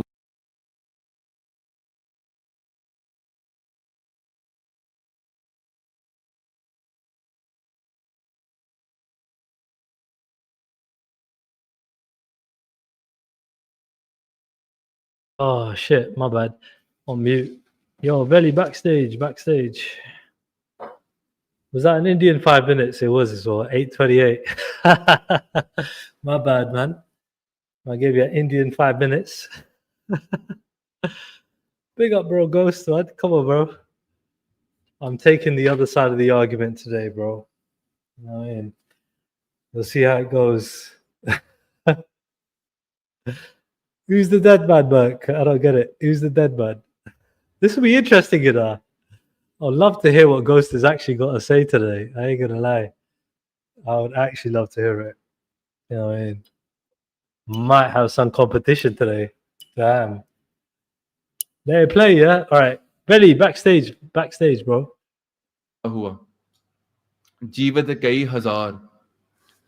They said, I look for these children of mine, the Khalsa, these thousands. So we sing in Bani Ek Pita. Big up, man. Yo, big up. That's good. Maggie. It's been a mad day today, bro. It's been a mad day today, Ghost, bro. You see what's going on? I've missed everything, man. You missed everything. You know what? It's a blessing. That's a blessing. Don't worry, man. I'll catch up. I'll catch up. Another day, man. By this waste man right now, yeah. Earlier, he was supporting this screaming gang, the white people. Come on, man. Why we have to call all them Rothschild and Telford? Because they're Pakistan over there, small community, yeah. Listen though, what I'm hearing is, yeah, Pakistan as a majority. Who's supporting what? What are you on about? It's Ghost, my brother. What I'm hearing, can you hear me, brother? Can you hear me? Salam alaikum. I'm hearing you, but I don't get who's supporting Salam what. alaikum, brother. Anyway, salam alaikum. Wa alaikum assalam, my brother. Wa alaikum salam, brother. Alhamdulillah. Alhamdulillah. Our brother over here, yeah, Triller. He was going left and right, but he's a bit confused, man. But I'm not confused, my brother. I'm not confused. Wallah, why you kind of pull up some setting it straight. I'm going straight down the middle, bro. So after what's the issue, man? What's the issue? Can you tell me? The issue is all Pakistani in this country, only this country, yeah, to have a behavior of a grooming gang. Are you fucking mad, bro? You know what? That's what I'm saying, brother. I want to find out to the talk now, yeah. I'm not gonna lie. No, wait. I have to say it the way you used to say it, man. Say it earlier. All right, let me just put the record straight. Yeah? Earlier, say it. Now, if Triller is calling out the grooming gangs, that's a good thing, right? He should call out the grooming gangs. 1 second, Askari, man. Let me finish. If Triller is calling out the grooming gangs, that's a good thing, because I know Triller is a genuine guy. Like, the issue that I have with people like Tommy Robinson doing the stuff is because they do it with ulterior motives. They weaponize it. They exploit young children that have been abused, not to get them justice, but to attack Muslims. Do you understand? There's a difference, Askari. Everybody should be calling the grooming out. Everybody should call it out. But it's when people exploit it and they don't really care about the victims. That's the issue. Ghost. I'm gonna give you a run for your money, yeah. No, but all right, hey, bro, Askari, you wanted. You wanted this. You got this, yeah. Askari, you wanted Ghost. You got Ghost, yeah. So let me talk to him a minute, bro. You wanted Ghost, yeah. You got him now, yeah. Ghost is in between mediator. But you asked for him, bro. You called for the booth. You got the boot, bro. You get me? It is what it is, bro. The people's champ. You know what the booth is, isn't it? The People's Champ, the best citizen journalist on the streets of YouTube. I got one people crying in one corner. I got the others crying in the other corner. I got half of them lying on the floor. Maybe they should all hold hands and get a ghost hating society together. Hey, bro, the way I look at this, the way you know how I look at this, yeah. I ain't gonna lie. I'll get you 1 second, yeah. Let me chat to this guy, yeah. Maybe they should all hold hands and have them therapy sessions. Okay, so what did ghosts do to you? Can you tell us? I'm not a Can you tell us how ghosts hurt you? I love Bruno, man. Can you list it down to us? And Nix will be like, I tried to defend the culture. Ghost to piss out of me. Oh, Ghost is such a bad man. You know what, yeah. You know what? He makes all Muslims look bad. Ghost. You know what? Yeah. There are a few things we could talk about, bro. Ghost Max has always been bad. I can't lie. Me and Ghost here on the same category. We've been snitched on by this far right for time. Then this fucking thing is up to you. Worse than me. Makes him like, no. Ghost is a bad man. Ghost is such a bad man that he needs to sort people out. I went to Ghost with a problem. Listen, bitch, why you coming with me to a problem? You got a problem, go to the popos, man. Leave me alone. Are you talking about Nixie, mad thing? So like when it comes down to Nixie, so obviously Nixie's trying to make it out like obviously. Booty, you know, she needs. Oh man, look how she did it with. You man, oh my dad! You mentioned my dad. You haven't got no good sex for a while, bro. You didn't even mention her dad. She brought her dad into it. Disrespect man, them, man. I'm saying, bitch, I don't have a dick for you, man. My dick, if I go inside you. All right, get you. I'm not into graphic details, bro. Take that elsewhere. I'm not into that sort of thing. Yeah, I don't want to hear. There's limits to cussing people. Yeah. Well, I don't want to talk about her, man. She's a man. No, I'm gonna get the blame for what comes out your mouth. Ghost. What do you want to talk about, bro? But you will get the blame, obviously. But like when it comes down to it, you know what I mean? What do you want to talk about? Do you want to talk about? It's only relevant around here. It's only relevant around here. Relevant around here. It's only relevant around here, man. Nobody. It's not a trick question because I don't mind talking about either, bro. You get me? But what would you want to talk about first? This subject, we've done it. Bloody, this is so 2018, man. We've been there, done it, done rings around it. We done it today. You get me? We used to do this 2018. You think so? You think so? When it come down to it, yeah. No, but 1 second, I'll skate you, bro. You think so, yeah? I personally don't think this subject can we have a welfare society for those that have been hurt by ghosts? Can you be the chairman of that society? Asketi, could you allow interrupting for a minute, yeah, please, yeah? Let me chat to Ghost for a second, innit? Yeah, big up, bro. I appreciate that, yeah. So Ghost, yeah, my biggest concern is generally, right, where there is a Muslim community out there that literally look down upon other people as second-class citizens, right? Yeah, but every community does that. I'm not sure if they do, but generally I've seen every community do that. If you say your thing is better than the other, then you're looking down on them in a way. Because you're saying you got the best thing. Hold on a second, right? But hold on a second. But that's not hard to work out. If you say yours is the best thing, then people can say, well, mine isn't then. You're looking down on me saying that you've got the best thing and I don't have. Okay, just give me a minute, yeah? Right. So when it comes down to it, okay, cool. So you're acknowledging that there is a sect of your community that do that, right? Yeah, there are people born and bred in this country that look down, right, on other people because they're not Muslim. No, but I believe every community does that. Not only my community. I believe every community does that. Right, but that's no excuse. But that's no excuse. So what's the excuse about that? Where's the excuse? I don't even see as a problem. Why would the Muslim community do that in terms of like? No, I said every community. I said every community. Why are we going to focus just on Muslims? Why don't we talk about any of the community doing that? Don't the Jewish community do that? So the focus is, I'll tell you why the focus is on Muslims, right? Hold on 1 second. I'll get you 1 second, bro. Bro, I beg you, just give me a couple minutes. bro, give me a couple minutes, bro. Just You know, allow I me, don't bro, talk please, about Islam or anything like that. Ghost, let him talk. Nah, he's cool. No, he's cool. No, Just let me but just chat Triller, to why Ghost. don't you get a society where you look after people that are hurt by me, man?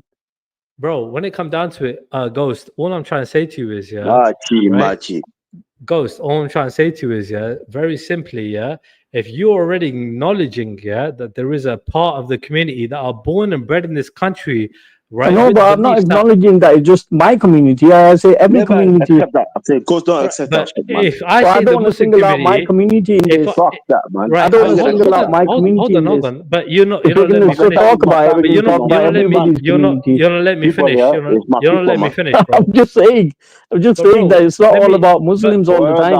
Right. But hold on a second. But let me finish, innit? Let me finish. You got people with them in Pakistan, innit? But let me You're finish, never gonna right? get that land, Pakistan, Are man. you You're not never gonna get that. concerned? Let me You're never rephrase. Let gonna Triller get talk, that man. Let land, Triller talk. Father, I'll okay, get go one on, second. man. I'll get you one Okay, second, let bro, him finish, man. Come on. Right? When it come down to it, all right? Let me rephrase that, When it come down to it, are you not concerned, right, that there are Muslim people, right? No, that are no, literally I'm concerned targeting- about everybody, not just Muslim people. I'm not finished. I'm not finished, bro, Everybody, man. Ghost. I'm All right, not go on, finished, go bro. on. Me too, Right? me too. So are you not concerned, that there are people from your community that are I'm a Me Too targeting people movement, from man. other communities to literally groom and Me Too victimize? movement, Me Too I movement, think man. they'll target anybody that's vulnerable. And Yeah, I don't but think I so. It's think down to us. but I think that there is an actual fucking a Stop thing where talking a like little weight from, bro. What do you mean? I think what? that they have Stop, you bro. know a I'll be able preference to in speak that to you, bro. regard. That's more I think there And I'm trying to listen to the on guy. reporter, see grooming gangs in this country and Pakistan, man. Asketi, give me 5 minutes, bro. Representing of your Asketi, grooming just give gang me 5 minutes, from bro. Asketi, give me 5 minutes, what you bro. do to your own woman, bro? Asketi, We have to report you that keep stuff. talking.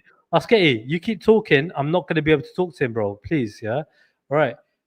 Ghost, Look, when it comes down to it, bro, I'm being genuine, When it comes down to it, I don't see, a thing where like the majority of Muslim people are good people. I agree with that, But there are a lot of people, right? A lot. In terms of a lot of people. A lot. Can you name numbers? Can you say numbers? You say a lot as well. I can't give you a number, but I think there are a you said lot of majority people is good, that but majority have. are There's what? a lot of Hold people, on, bro. yeah. Hold on, bro. Hold on. Come Hold on, on. man. 1 second. You're not letting me speak, bro. You're interrupting me, bro. When it Back comes down to to your it, there weight, are a man, lot. bro. We Bro, don't want to hold hear on. you. I try to let him speak, man. I've only got 5 minutes and you're interrupting in every sentence. Let him finish the tackle sentence. grooming, right? And I can't fucking speak, When it comes down to it, there are a lot of Make people, your right? fucking point, man. Make it quick Right, as well. coming from the Muslim community as opposed to other communities, right? But give me where a they are number. Give me a number. I'm not going to give you a number today, right? Yeah, but I'm how gonna, is saying you know a lot of I'm people gonna if we speak to can't you even give generally. numbers? I'd rather you just literally just let me talk to you in, you know what I mean, the way I want to talk to you, bro. When it comes Alright, down go to on. it, I think there are a lot of Muslims out there in the UK that are literally targeting, right, vulnerable girls from different communities that are not Muslim communities in general. So they don't They would target Muslim communities. I'm not saying they don't. I'm saying that they would prefer to target other communities Why? as opposed Why to is that? theirs. Because they look at them as second-class No, citizens. no. My belief is that these cowards, whether they're Muslim, Sikh, or whatever, they're only going to go for someone that's going to be a less threat to them. Now, imagine if they went for another Muslim sister, niece, daughter. Do you think they'll be alive? I don't know. You tell me. What do you Well, think? I'll tell you straight that the chances that the family will deal with them, and that's Right. the thing. They'll go for wherever they feel the least resistance. Right. So end of the day, when the children of whatever haven't got them back up to right. come and So deal with them. I wouldn't agree with that, right? Because So there that's are a my lot. opinion. I wouldn't agree with that because there are a That's lot my of Muslim. opinion.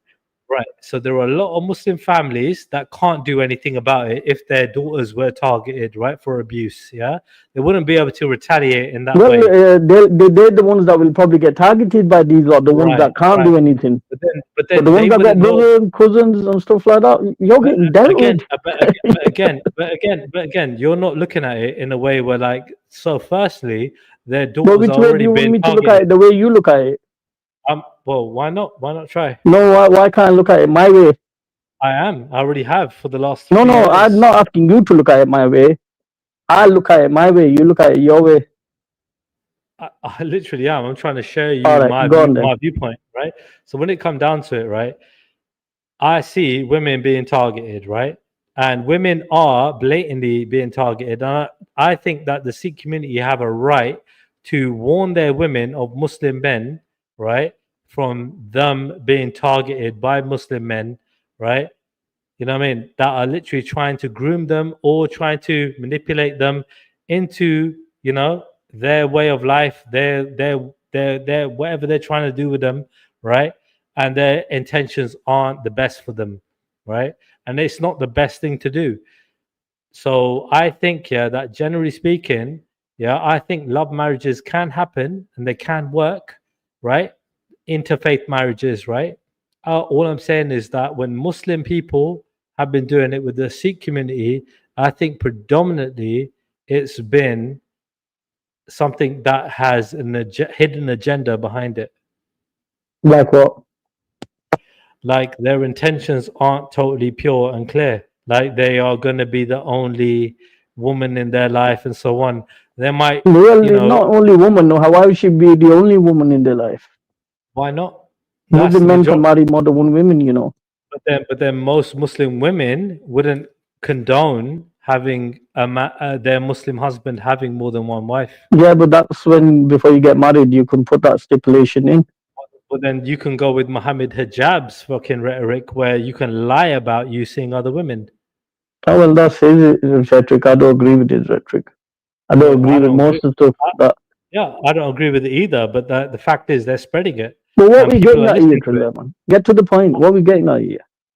Dude, my point is, yeah, the fact is, right, it's a problem.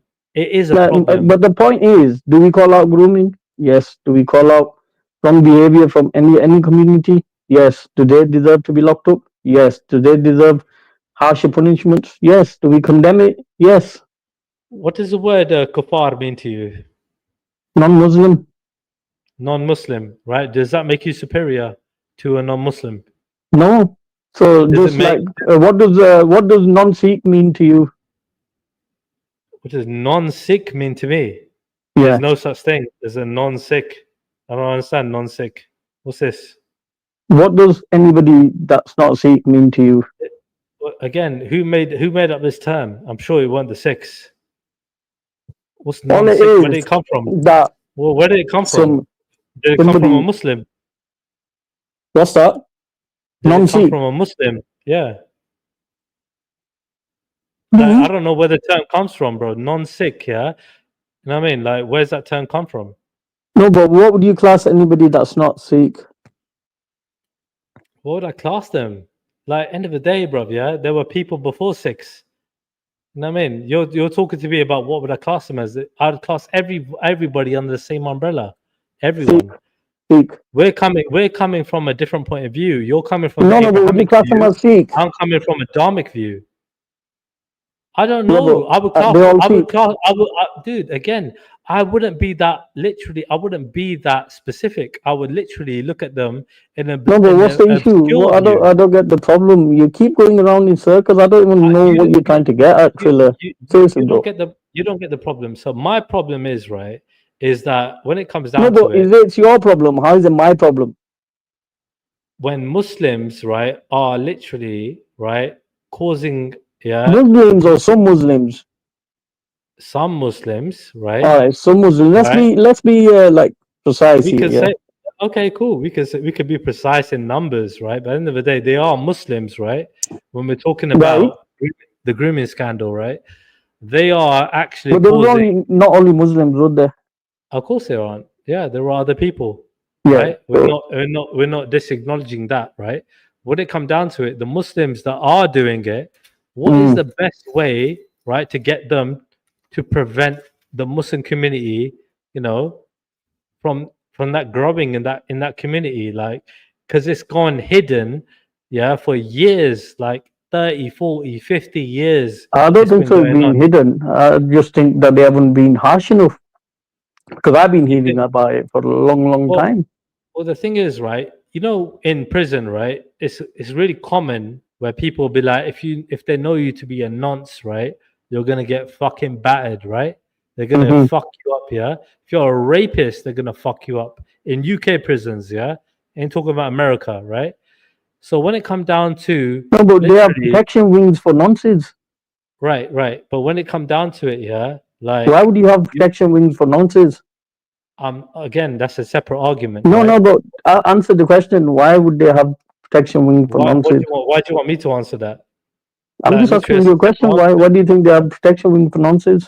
Yeah, again, it's a separate argument, right? No, it's not a separate argument. It's all related, isn't it? It's not They're related. talking about people taking this sort of crime seriously. Yeah. And I don't think so. They're taking it seriously if they can have protection wing for nonsense. It's not related, bro. When it comes down to it, right? You're blatantly acknowledging, right, that there are Muslim people that are committing these crimes, right?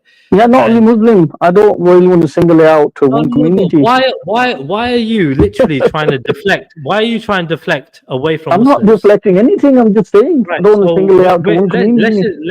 Can we just not focus on the Muslims for now? No. Is that okay? No, I don't want to focus okay. on the Muslims. Why not?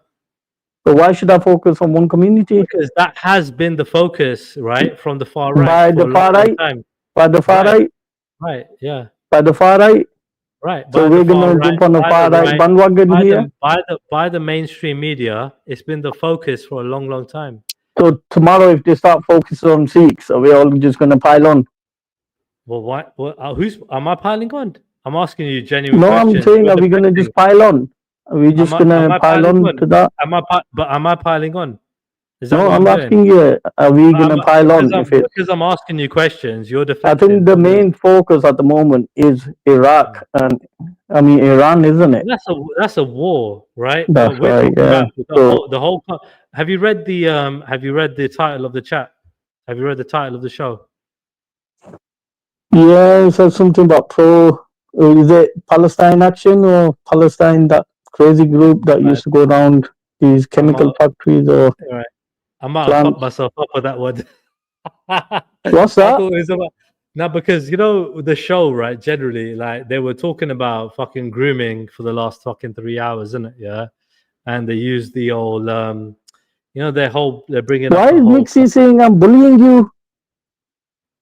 No, you're not bullying me, bro. Why would I bully Triller for, man? I've never said anything to the guy. What the fuck's wrong with you, Mixie? Bro, enough respect in it, yeah. When it comes down to it, bro, yeah. All I'm saying is when it comes down to grooming, yeah. But Triller. Yeah. You guys can talk about grooming all you want. I just, as a Muslim, if I come in, I don't want people to say, oh, let's talk about Muslim. He's a Muslim. Let's talk about grooming to him. That's what the far right have been doing for years. What do you want to talk about, bro? I don't understand. I was talking about the victims' lines that I was on about, that we should start up a society for people that have been hurt by me. And I think you'll be a perfect counselor to give these people some counsel and look after them and maybe listen to their problems that they've got with the People's Champ. The best citizen journalist on the streets of YouTube. End of the day, bro, yeah, right? There have been victims of grooming that were from Muslim communities, right? That weren't gangsters. Are we back on that topic again? Yeah, there were family members, right? You just asked me what I wanted to talk about. I know, I heard you. I gave you it, and then... I'm sticking to the topic at hand, yeah. So when it comes down to it, yeah, I think this is what the audience want, generally speaking. I think this is what I want as well. So, like, why, right? Like, I mean, you can recognize that they are Muslims that are doing that, though, right? No, I recognize all communities are doing it. You just recognize them as all communities doing it. Yeah, I don't recognize that Muslims only doing it. If you look at it, if you look at the stats towards child sexual exploitation, I think it's called, the grooming counts to 1.7 or 1.8% of the overall. So if you was to have like a big picture and you would think that each subcategory, how much they contributed towards a certain crime, the grooming contribute 1.8%. So there's obviously a 98.2% coming from elsewhere.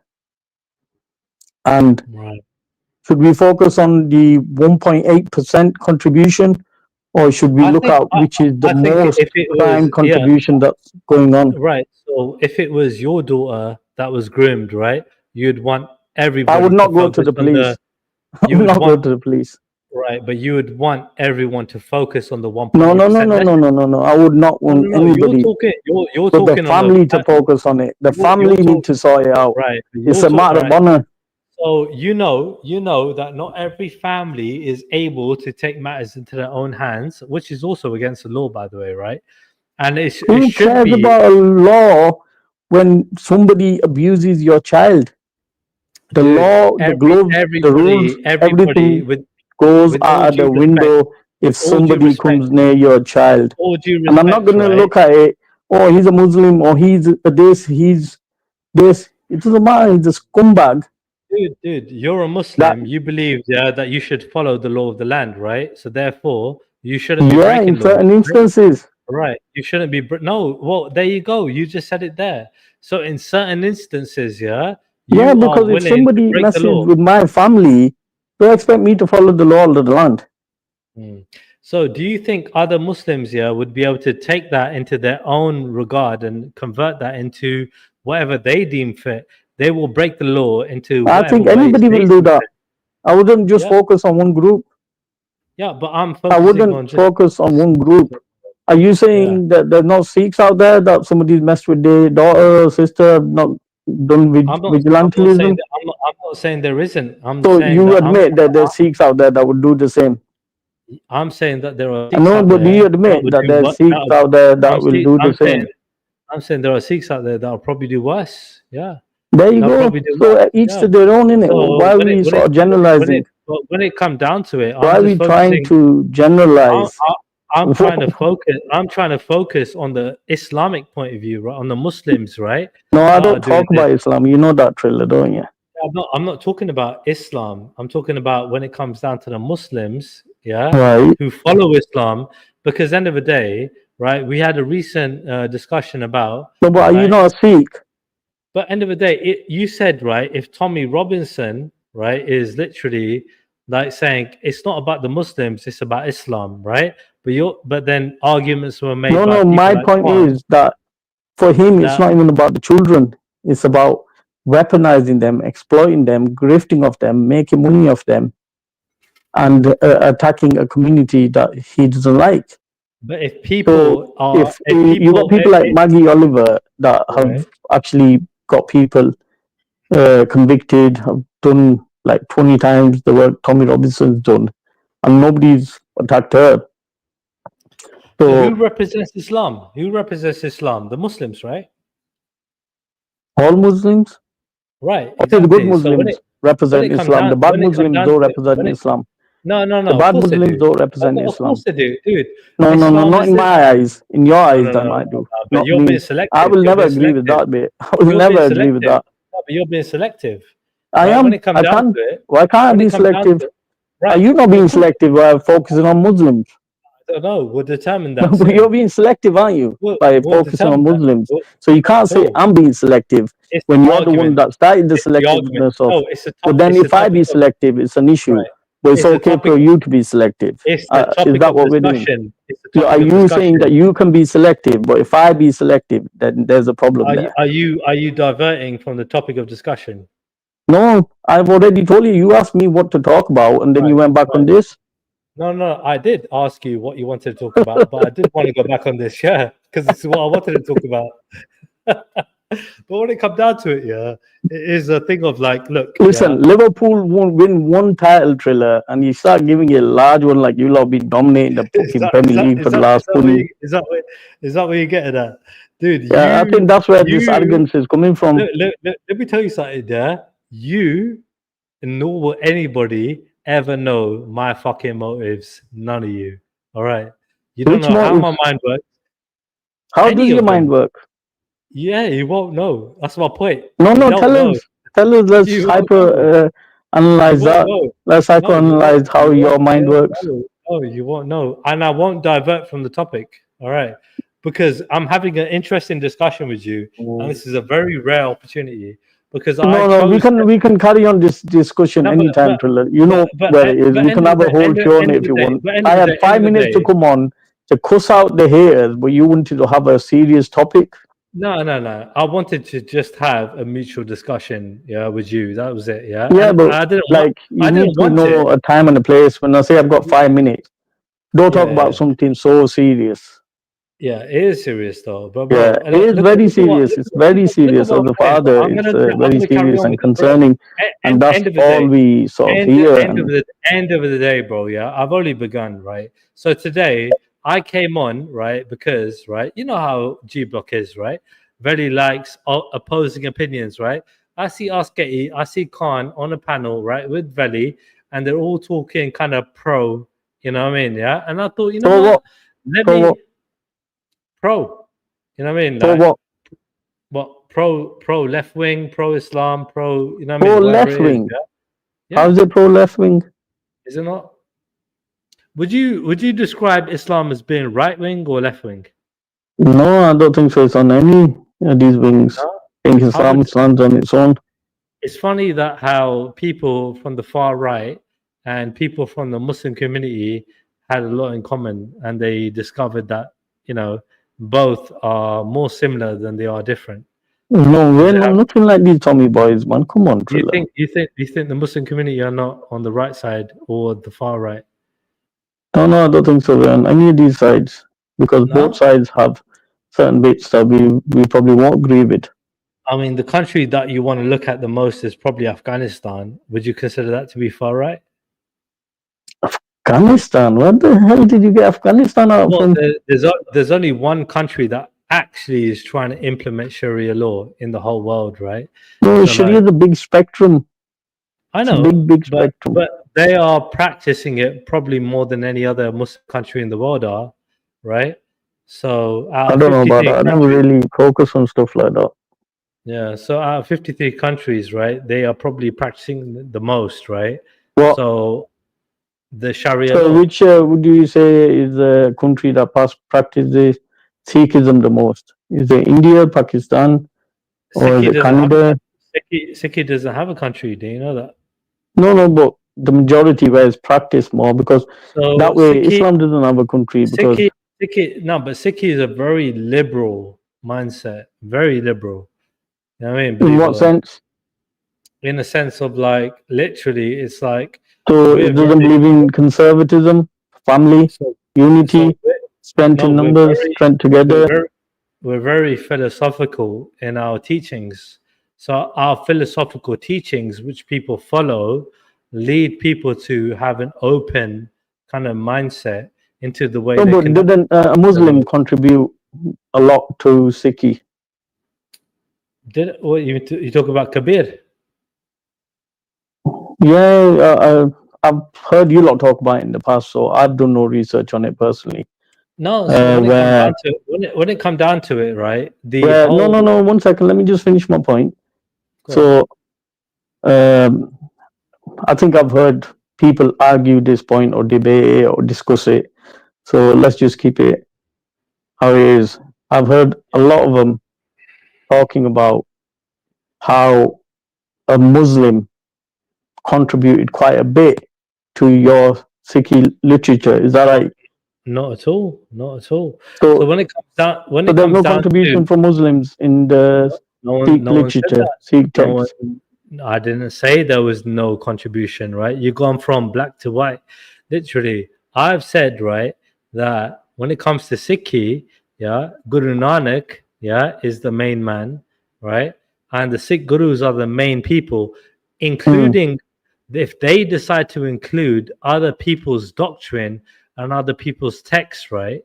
Okay. Again, they are aligned. But if you're the Dharmic faith, how come you've got texts from the Abrahamic faith that you oppose? Again, they are inclusive of other faiths, and that is a sign of them being inclusive of other faiths. All right, so Muslims have contributed towards your literature. Do you know how Kabir was executed by the Muslims, by the way? who But he was a the Muslim sect- himself as well, wasn't he? But exactly. So when he said, God is inside of me, right? He was executed. You know that, right? So I don't know. Kabir, No idea, bro. so exactly. So you All don't I know. know, I've heard you lot talk about that. Yeah. That But there's it's quite funny. a But it's bit funny that because when they've looked at the scripture, it was decided that there's been massive contribution. Right, From but massive contribution by a man who was against the fundamentals of Islam, right? he When it wasn't came against the down, fundamentals of Islam. I of think he course he was was. against some Well, extremists. why was he executed then? I don't know. Wasn't he executed by some extremists? No, he was executed, right, because of his Not by beliefs. the ordinary man. No, because again, in the whole Islam thing, especially at those times, right? They look at that as being completely sacrilegious, saying God is inside of you. His belief, our belief is God is inside of everybody. So, right? how much did he contribute towards your scripture? It's not about what he contributed. No, I'm just asking It's what generally, was how much did added. he contribute towards your I don't scripture? know. I don't know. It's about what we decided to add, right? To include other faiths. No, who added it? Was it the first guru? I don't know. There must have been in it, the first guru. We can look into it. Do you know? I mean, you're asking a lot of precise questions. Do you know? No, I'm just asking. I'm interested. You're just asking. I was finding out how much a Muslim contributed I mean, towards your honestly, scripture. dude, it will take us seconds, to find out that information, right? We're having a conversation. End of the day, right? We can find out the information. No, but you you can say can. that he had a bare minimum. But generally speaking, you could get that information, right, in a fucking second, right? You chose not to, right? You chose to ask me that question. Why? What's that? You could have got that information yourself, in a second, but you chose to ask me. Why?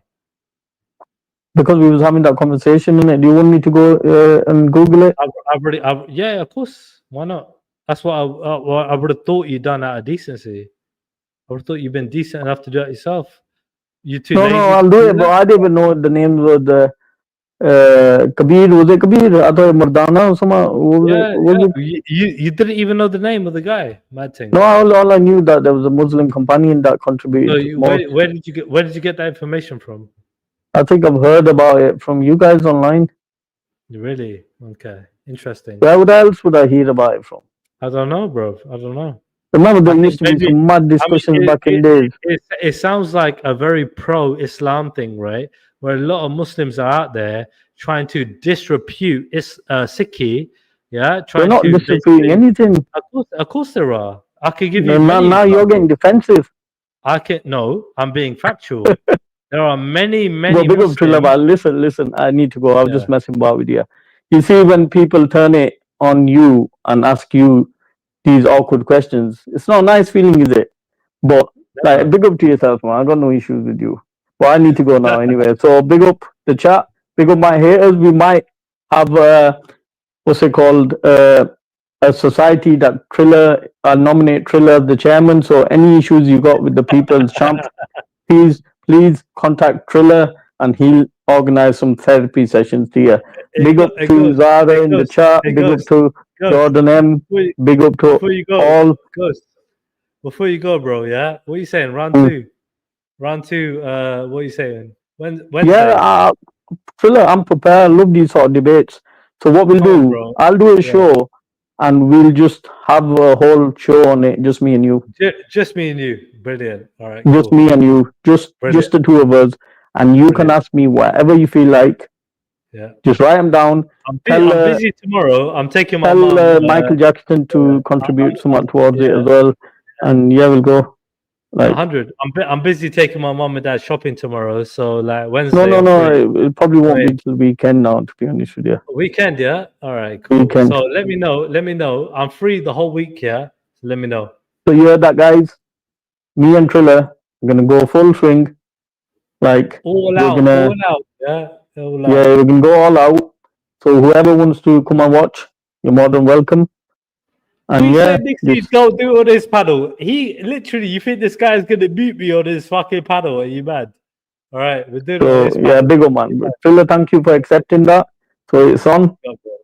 And yeah, we'll continue. Big man. Big up Triller. All I've said is, bro, I'm not gonna go easy on you, bro. Bro, you don't even need to say that. Just go full. You know, like two friends when they get on the football pitch, they forget the friendship at that time, innit? Because they're competitive and they just go at each other. Once the game's over, it's over and we'll be cool again. Furthermore, yeah. No, I'm glad you said that. Furthermore, we keep it 90 minutes, bro. Yeah, 90 minutes. Yeah. All right. Triller, big up, man. Big up. G Block. Making people cry. Pain streams. Big up. Hey, you lot got a bit of a warm up there, yeah? All right. Both people trying to be polite, Ghost trying to play games, you get me, yeah? Is what it is, all right? So, anyway, yo, yeah, we got shit to talk about, man. We got shit to talk about, all right? Ekas ke hum barik, tu mera gur hai. The Guru is our father. We are all family. Now, when something comes to the attention of your family, let's deal with it as a family first. Let's see where the problem is ourselves before we start going outside and calling the police, calling the media. The biggest shame is now that this issue is being brought to our own family by other people telling us it's happening. People. This is a big problem, people, man. Shame, right? When it comes down to it, we have to consider how much shame has to do with this whole issue, right? A lot of people from all backgrounds, yeah? You don't have to be Sikh, Muslim, Hindu, yeah? You could be Christian, you could be of no faith at all. It's a lot of shame holding back people from talking about this shit. They feel ashamed of it, that they let people take advantage of them, you know?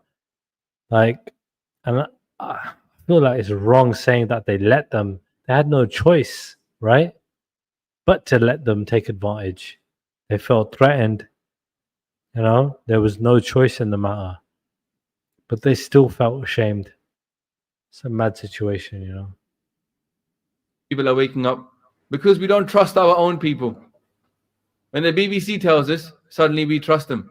When it's coming out from Sardar Mohan Singh traveling up and down the country, people say, no, it's not happening. They want to bury their head. The Sikhs are not famous for burying their head.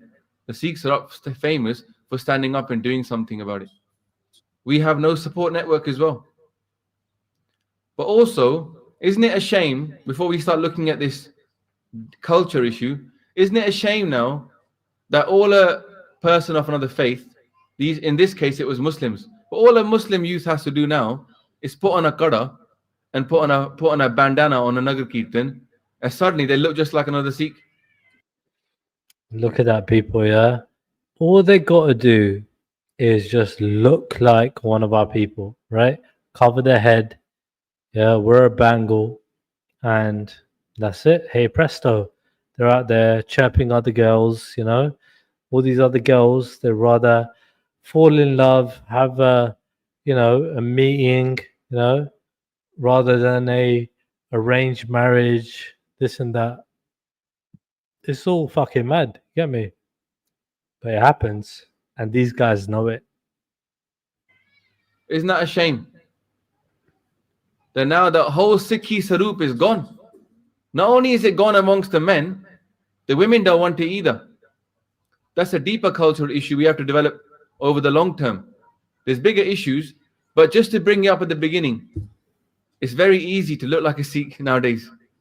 Or Kasega, before there was a time where to look like a Sikh meant death. And even then people were keeping their case. We got 1,000 times more than those people had. They didn't have no washing machines. They didn't have no dishwashers. They didn't have no food from Tesco's. They didn't have no, whatever the TV, Doordarshan, whatever you want to watch. None of that. And still, Kam sige, pakke sige Sikhi vich. So maybe we should look at why they were so strong and how come it is that in our community now is so weak. Because it seems like the more we have, the weaker we become. We can look at Punjabi culture as well. Why does it encourage alcohol? What's the problem with our Punjabi culture where our girls, regardless of whether they're being groomed or not, are not really well known for being, you know, strict about who they date or not? It's definitely a problem, man. When it comes down to it, yeah, they just don't know any better, innit? They're just out there wanting the whole love story, wanting the Disney story, you know? This is all women, by the way, all girls, by the way, right? They want that whole, you know, somebody loves me, you know, they picked me out of some, you know, random place. It was meant to be, blah, blah, blah. When there are people out there just targeting vulnerable girls, vulnerable women, you know, there are people out there targeting them. That's the mad thing. And yet, we're the Qawm who keeps talking about Mata Sahib Ko as our mother. The finger goes always. Punjabi Munde aren't exactly well known for treating their women nicely. We got a big problem in our community of domestic violence, other issues, but they're not talked about. They're not dealt about. This is our Guru Kar. This is our community center. If we can't talk about these issues here in our family, then where are we going to talk about them? People say, don't talk about these things on the stage. Reality is, this is the reality we're facing. We're not here pretending that it's not happening. We're not sitting here going, la, la, la, la, I can't hear you. And suddenly it comes on BBC News and suddenly we wake up. We should be prepared to talk about it here. I think the biggest problem we have here is a culture of fakeness. You know, dikhawa. Maharaj says, Guru Gobind Singh Ji in the hukam, 52 bachans from Nanded, one of the hukams is, dikhawe da Sikh nahi banna. Don't become a Sikh who's just an outward Sikh, who just shows off as a Sikh. Become a real Sikh. Dikhawe da Sikh nahi banna. What's happening now is, everything is dikhawa. Not just the Sikh, the Gurdwara, everything. Our whole community is just a community of dikhawa. It's fake culture. Fakery. It's a culture of just fake it and you've made it. It's not about reality. It's not about what is real. We're not keeping it real whatsoever. We're keeping it as fake as we can. Let's tackle a few topics. So you see, we can face them. We're going to look at education, look at Gurdwara, look at our own culture now, where we're living in, and look at the support network. In terms of education, so this is the failings in our society, right? And I would also look at that within every other community out there, looking after their children, looking after their freaking, you know, the support network, right? End of the day, it's not as strong as it should be, you know? And this has been a problem, literally letting your daughters, be vulnerable, susceptible to these predators that are out there, whatever shape and form they come in, to go and target them and literally try to take advantage of them. Both people are accountable, both the parents, and both the fucking predator. Education, are we taking it seriously? Are we really taking Sikhi seriously when it comes to education? We've got to look around our Gurdwara. At this moment in time, there's no course you can sign up in nearly any Gurdwara in this whole country. You can't sign up to a course. Let's say you're about 25 years old, and because you've not been taught anything before, you decide, I want to be a Sikh. What do? Go on Google. Nothing else. There's no courses. There's no education system for adults. It's all for kids. And you're not going to go along to a kids class and then Ura Ada Idi, are you? Or a Gurmat class when they taught you want to learn it from an adult. It doesn't exist. Yet we are third generation here. We know that our previous generation has been neglected. I was watching a video. Some guy in the 80s converted to Christianity who was a Sikh. And he was saying that he didn't know anything. So if in the 80s he didn't know anything, that's 30 years on and we still haven't moved on. We still haven't realized we don't know anything about Sikhi. Our girls, let's just, even men, child, whatever, they're taught nothing. Sikhi now consists of the kada on the hand and the khanda, even in the car or the boxing glove or on our head or Nagar Kirtan. So that's generally what it is, right? We've been literally classified to, right, covering your head and wearing a bangle. That's it. That's all the Muslim community have to do to infiltrate our community, right? Wear a bangle, right, to try and get with our women. Mad. There are plenty more Muslim women. Why don't they get with one of their women? I don't get it. Why do they need to get with our women? Yeah? Why did they need to get with a white woman? Why did they need to get with a black woman? Why did they need to get with a Sikh woman, or a Chinese woman or any other woman? Why? Why did they choose to go for other women? I think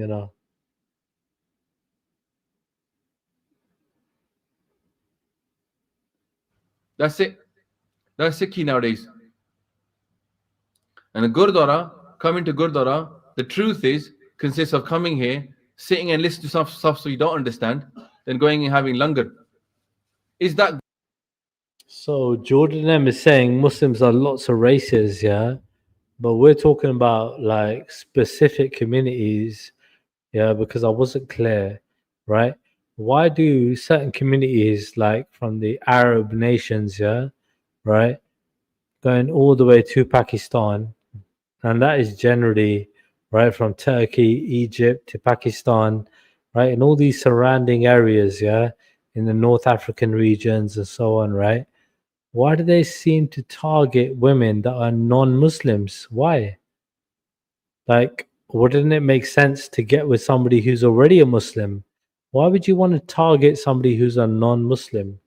It doesn't make sense to me. Jordan M, could you put in the chat why they would go for somebody who's a non-Muslim? Tell me, bro. Guru Dwara Hoye Soji Paisi. Mara says, if you come to Gurdwara, you should get some understanding about what is the point of life.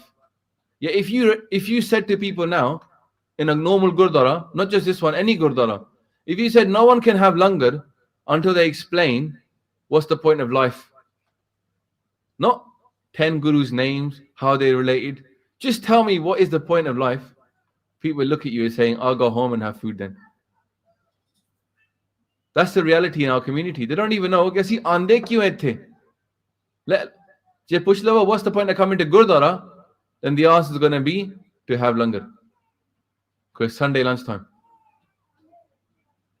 They don't know about life, and they don't know about the Guru of the truth, or what truth he came here to teach.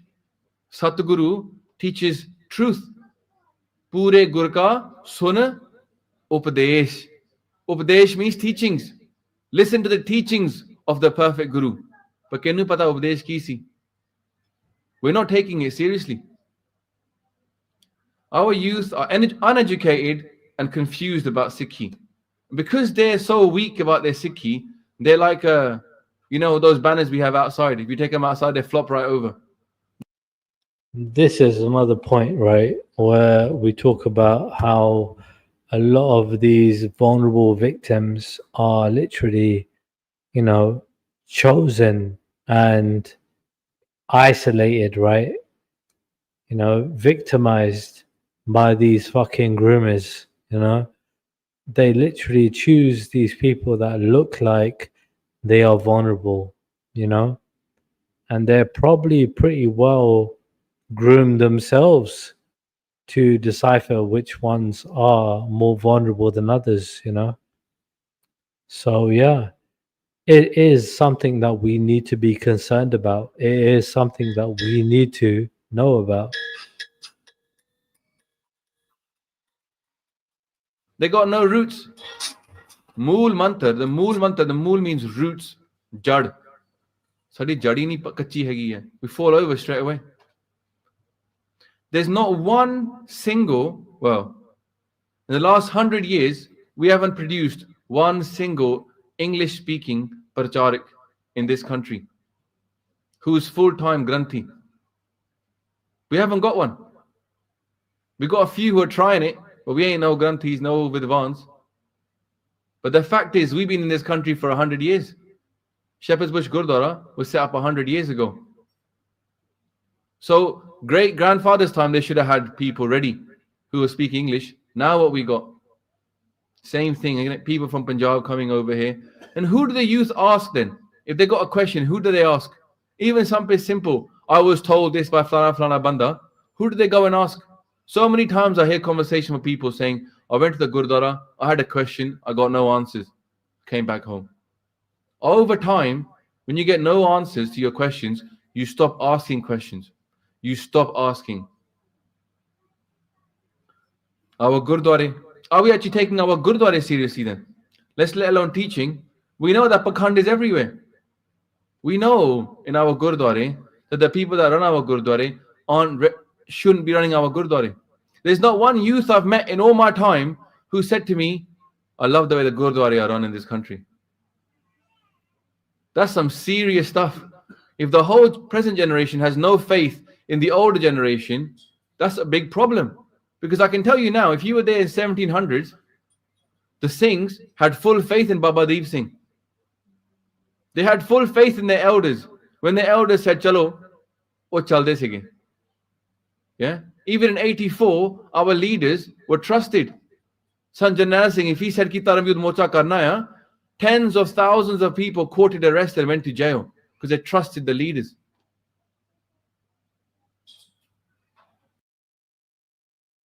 This is the thing, I think it's really important to fucking acknowledge that the fact that we got a lot of personal accounts, right?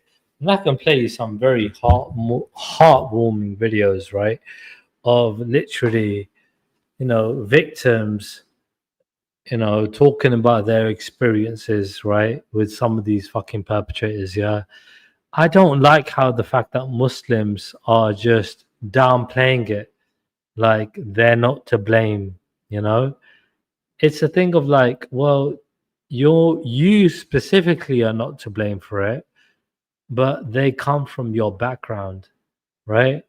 And there are only so many backgrounds in this country, yeah? And therefore, I feel like to extinguish this problem, you need to at least acknowledge it is a problem, So let's at least get on that same wavelength and try to fucking understand why your people are doing this, regardless of what country you're from, you share the same ideology. Why is it that your people do this? And again, I go along with the whole thing about kuffar, the whole thing about, treating people like second-class citizens. Because if you were in a Muslim country, you would be. Don't ever think you wouldn't be. You would be a second-class citizen.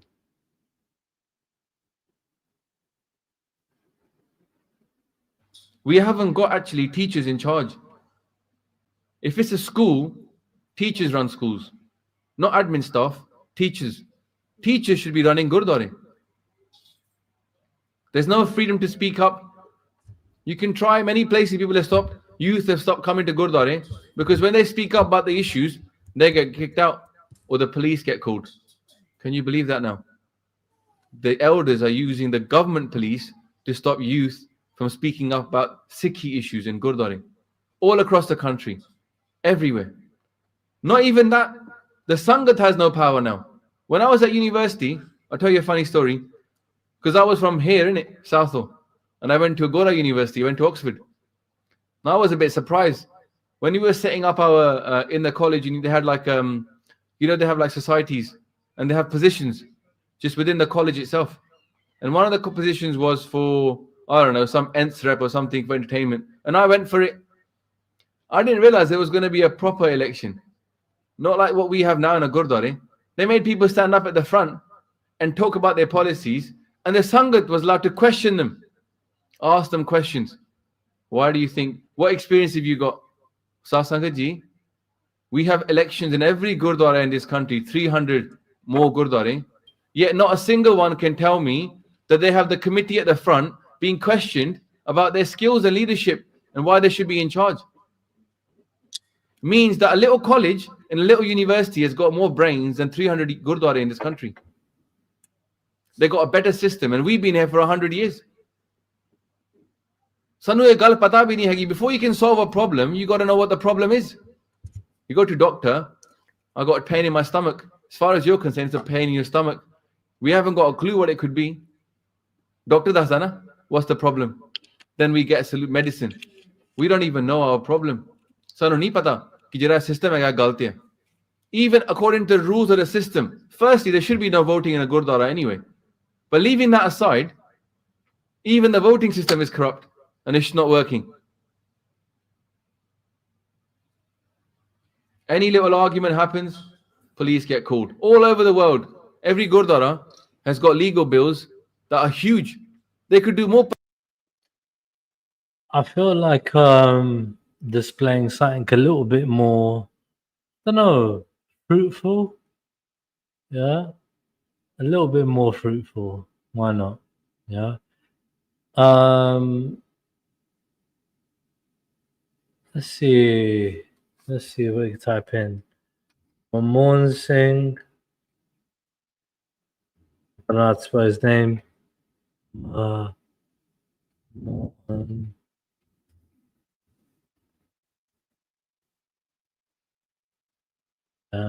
Documentary.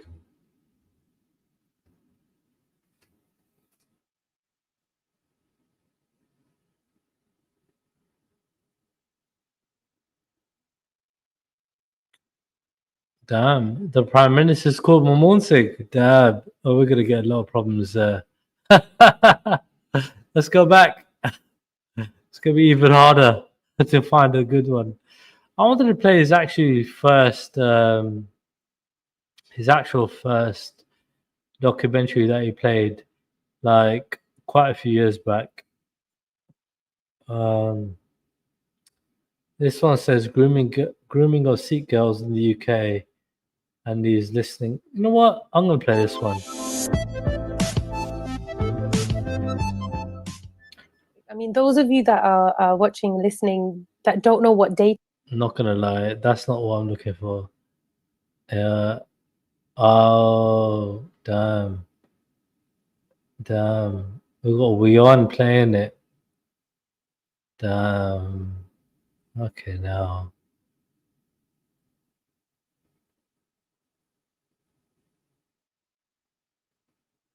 We got here an hour-long stream.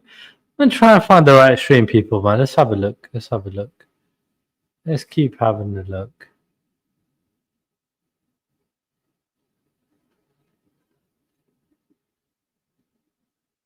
I think I typed in the right thing. Grooming Sikh documentary. You know, sexual grooming. All right, he's talking about it. I think the right thing would be playing this. Now an issue that has shaken the Asian community in the United Kingdom. Thousands of girls have fallen prey to what's being called grooming gangs. Sex traffickers and abusers, predominantly British Pakistanis who target Sikh girls. WION's London Bureau Chief, Mandy Clark, investigates.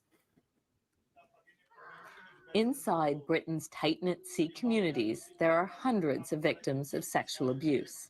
Literally hundreds. You get cases which are, we call them green, amber, and sort of red. Reds are the real sort of nasty cases. Red cases like Hernaz. Her name has been changed and her voice has been modified to protect her identity. When Hernaz first met her abuser, he seemed kind. Met on Diwali. It was in a public place. We bumped into each other. I fell and he gave me his hand to help me up. Hernaz was only 16 when the man began the process of grooming her. They exchanged phone numbers and talked for days before their first meeting in a park. That's Southall Park. Fucking hell. Never had that interaction with a male, where the male wanted to listen to what I had to say about the stuff that was happening in my life at that. That's definitely Southall Park. Fucking hell. Hernaz felt special. This form Obviously, these are actors and they're they're making it all up, yeah, in terms of like the scenario. But yeah, damn. of abuse starts off slow. The groomer will pretend to be a caring friend, buying gifts and listening to her stories, all in an effort to gain her trust before turning on her. That's the glassy junction right there. Fucking hell. It happened on the second time that we met. I never thought twice about it when I got in the car. I never thought that he would lie to me about where we were going, but also who would be there. I was taken to a B&B. The men plied her with drugs and alcohol and raped her. It was just the starting of her abuse. Hernaz was only willing to tell her story to Mohan Singh. So wait, I'm guessing that they reenacted this because it happened in fucking Southall. That's mad. I'm not gonna lie. That happened in fucking Southall. That's crazy. Oh my god. A face she trusts. He's been trying to help victims of grooming in his community for over a decade. The plight of girls like Hernaz is the reason behind Singh's mission to visit every single one of Britain's 300 gurdwaras. Today, he's visiting the biggest one in London. Now, sexual grooming. He helped set up the Sikh Awareness Society back in the 1990s after growing concern So this is my local Gurdwara, Park Avenue Gurdwara. within his community that young children were being sexually abused, but his advocacy has spread to other South Asian communities. It's a problem throughout all communities. Since the last couple of years, we have been working within mandirs, within Buddhist temples, Jain temples, and churches. It doesn't just affect the Sikh community. Dipin Rajaguru is a director with the Hindu Council UK. We are aware of Hindu girls also being targeted by these grooming gangs. Many South Asian communities are honor-based with deeply held traditional religious views. For many, virginity before marriage is held sacred, and it can make it very difficult for the abused girls and their families. In fact, that's the part of the grooming process. You pick on the most vulnerable people. You know about their culture. You know that it will be taboo in their culture, and they use it against them. Singh's lectures are uncomfortable listening for most Sikhs. The sexual grooming of girls can be a taboo subject in this community. One of his biggest battles is persuading families to reach out for help. Hernaz believes she was targeted because she was Sikh. I think they realized that if I spoke up about anything, I would be the one to be at blame because I'd lost my virginity. Over a dozen Sikh parents have gone as far as to send their children abroad to get them out of harm's way. There's a lot of young people that we've moved to other countries because literally they wouldn't be able to make it in this country because they'll always be looking over their shoulder. It may sound extreme, but many Sikh parents believe they had to move their children because they were in danger here in the UK from Muslim groomers. It's a deeply controversial accusation, but the two faith groups have a history of religious conflict. You know, I can only speak on the evidence that we've collected since '97. We're dealing with gangs of people. We're dealing with groups of people who belong to one ethnic group, who belong to one sort of faith. Through the data, statistics, and what's happening within the criminal justice system, we know that the majority of the perpetrators that are caught were Pakistani men. So it's something which the Pakistani community really needs to take hold of to ensure if this is being engendered within their community, it's going to create not just problems externally, but for us, what about your own women folk? You know, if you're able to pick on other vulnerable women, how much do you respect your own? If a Sikh man does something wrong, label it a Sikh man. If a Muslim is doing something wrong, label it. At least we'll know at the end of the day where the problem is by calling a spade a spade. Muhammad Shafiq is a Muslim advocate and finds these accusations harmful. And I think what's really unhelpful is for the Sikh community to make this into a Muslim versus Sikh issue, you know, a religious issue. There's no religious connotation to this whatsoever. Muslims reject the rape and abuse of children. It's punishable in Islam and it's condemned. And I think that's where we've got to focus our energy, working together in part. You see, I think I see this diversion a lot, right? They're making it. You see what he said, trying to make it into a Muslim versus Sikh thing. That would be the last thing the Sikhs are trying to do. They're trying to make it out like literally your community are doing this and you're not doing anything about it. Yeah, that's the issue. What are your community doing to tackle it? What are they trying to do to tackle it? Literally. Are they doing enough to deter them from doing it? I don't know. Partnership collectively to tackle this problem, because you know, if the Sikhs go off and do their own thing, the Muslims do their own thing, the Hindus do their own thing, I don't think we'll be able to eradicate this. He says the problem lies not in the religion, but in the Pakistani culture. It's a cultural issue. It's cultural baggage from the Indian subcontinent. You know, yes, Pakistan, India are two different countries. Yes, there are different religions, Hinduism. I don't necessarily agree with that. It's coming from different countries. I don't agree with that. There are people that are born here, bred here, don't know anything about their, you know, other countries, that have never been to Pakistan or India, right? And they are still bringing with this rapist fucking mindset, you know, thinking that they are better than others. It's permissible. They're bringing that ideology along with them, and it's totally fucking wrong.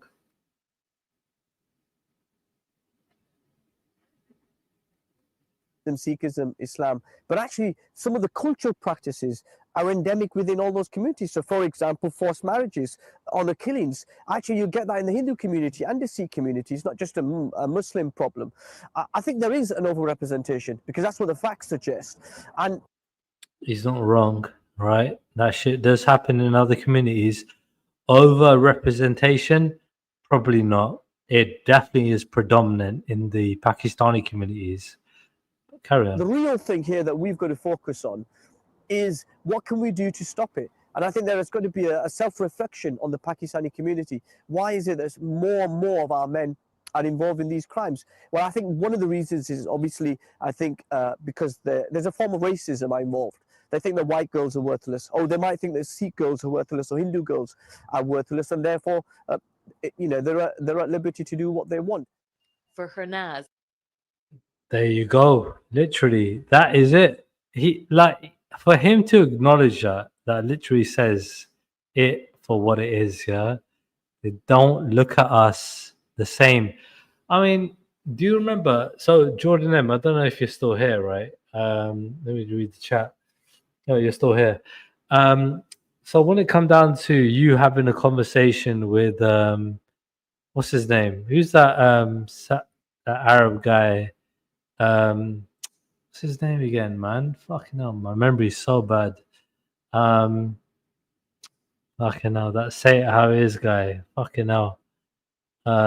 Reactionary, that's it. You had a conversation with Reactionary, right? Reactionary said to you, yeah, we don't have brothers in humanity. Yeah, there are only brothers in Islam. Yeah. And he got kicked off a stream because of it and so on and so forth, yeah. There's a bit of a controversy before that, yeah. The fact is, Reactionary was right. You don't have brothers in humanity. Man want to call me brother, yeah. They are either ill-informed or they just don't know any better or they're trying to manipulate me, yeah. But like that guy who's at Speaker's Corner, yeah, tried to say to Reactionary, we are brothers in humanity. But you don't have that, do you, in your ideology? You don't have a brothers in humanity. There are only brothers in Islam. Am I wrong?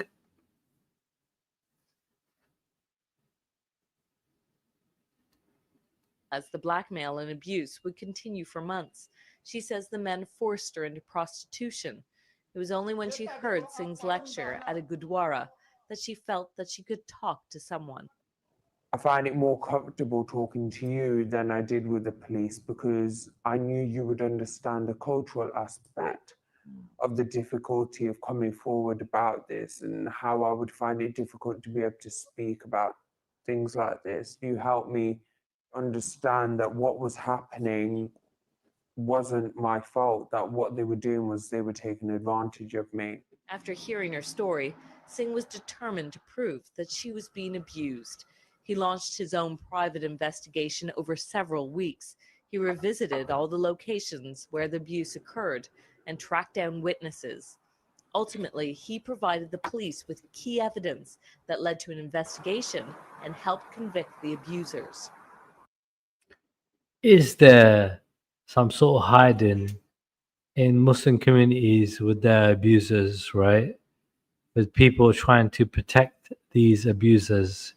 Is there some sort of, group, collaboration where they're trying to protect their own? Is that happening? Literally creating alibis and so on and so forth. Is that happening? Because I think there is a difference between group and gangsters. I think there is. Yeah. Where these people are literally looked as family orientated people that work hard, and give their money to their families. And then on the side, they're doing some other things like grooming innocent women and girls. Crazy.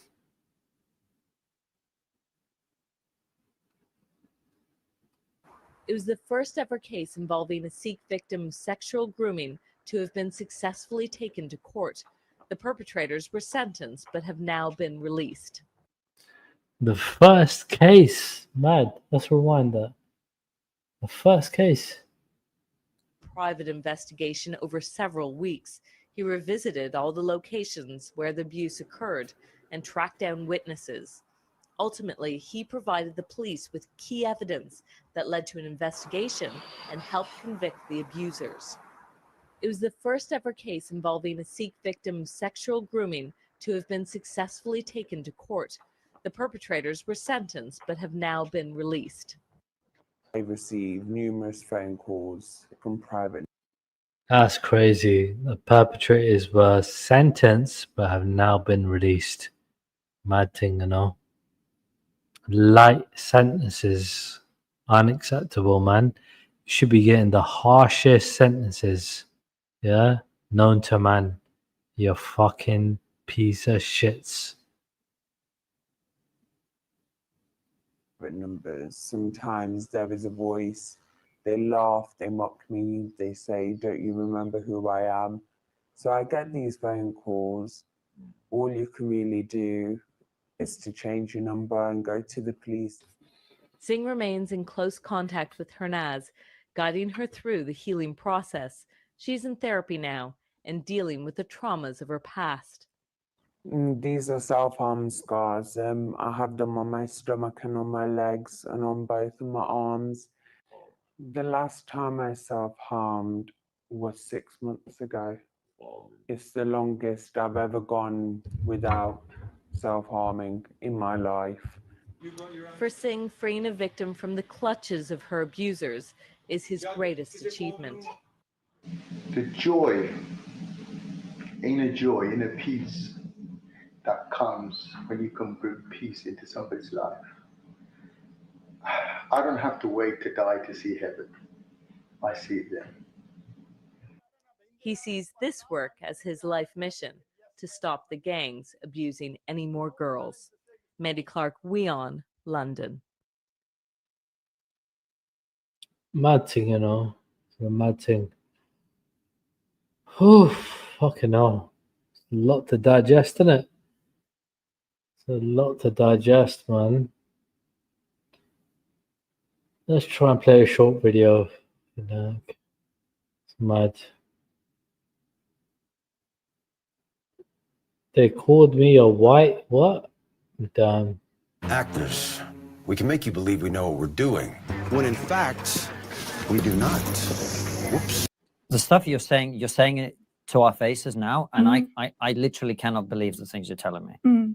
You went to the police 5 times with physical wounds and evidence saying that this man was abusing you in this way, and the police said there's nothing we can do. Like, I don't think there's anyone who's listening to this or watching this who could conceive of that being true, even though we know that it is. Yeah, it's true. Yeah. It's look, shocking, and I was absolutely gobsmacked. I think that's the word I use. I was gobsmacked to hear the police telling me there's nothing we can do about it, not even question the perpetrator, not even, take photographic evidence or anything. Right. So I was gobsmacked to hear that there's they felt completely powerless.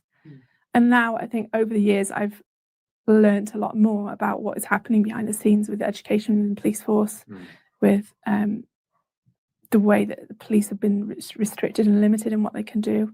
So I do understand a lot more of why those decisions were made at that time. Okay, tell us about that. Well, a lot of it's to do with race and religion, which a lot of people don't really like talking about, and they don't like to hear it. But this is why I feel compelled to talk about what's happened and what is still happening, because people need to hear it from survivors that these are racially and religiously aggravated crimes.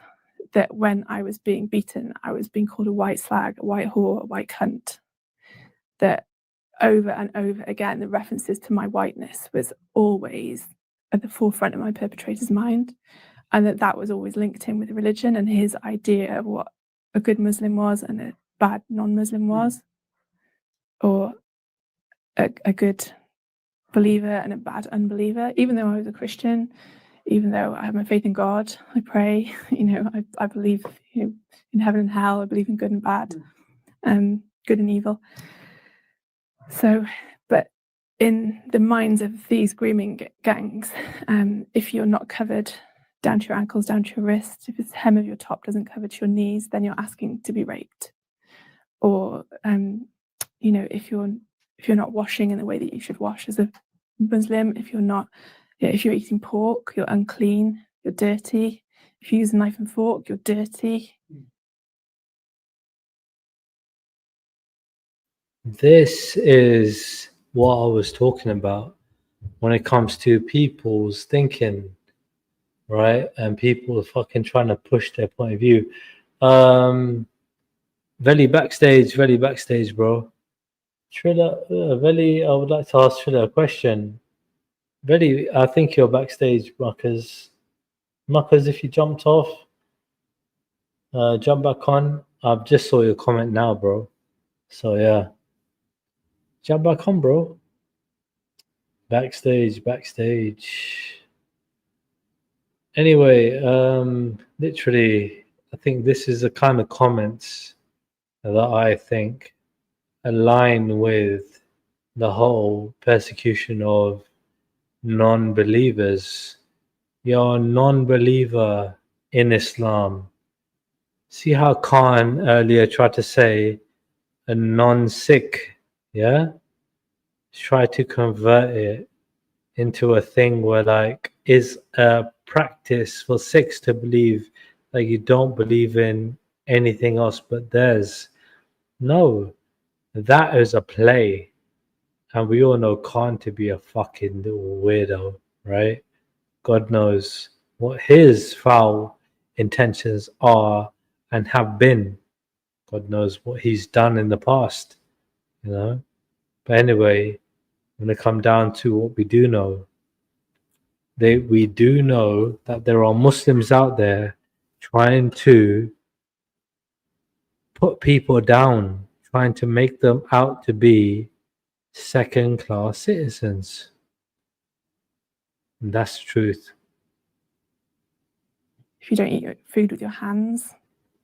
Sounds like I couldn't never quite understand that. It's the opposite way around.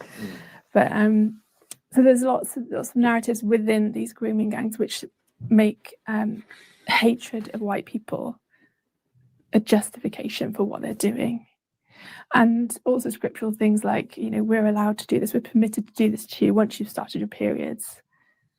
So we can't do it to you. And before you've started your periods, we have to do thighing, which is another type of sexual molestation, which doesn't involve penetration. Okay. So, I mean, it's just a lot to take in, what you've just explained. Yeah.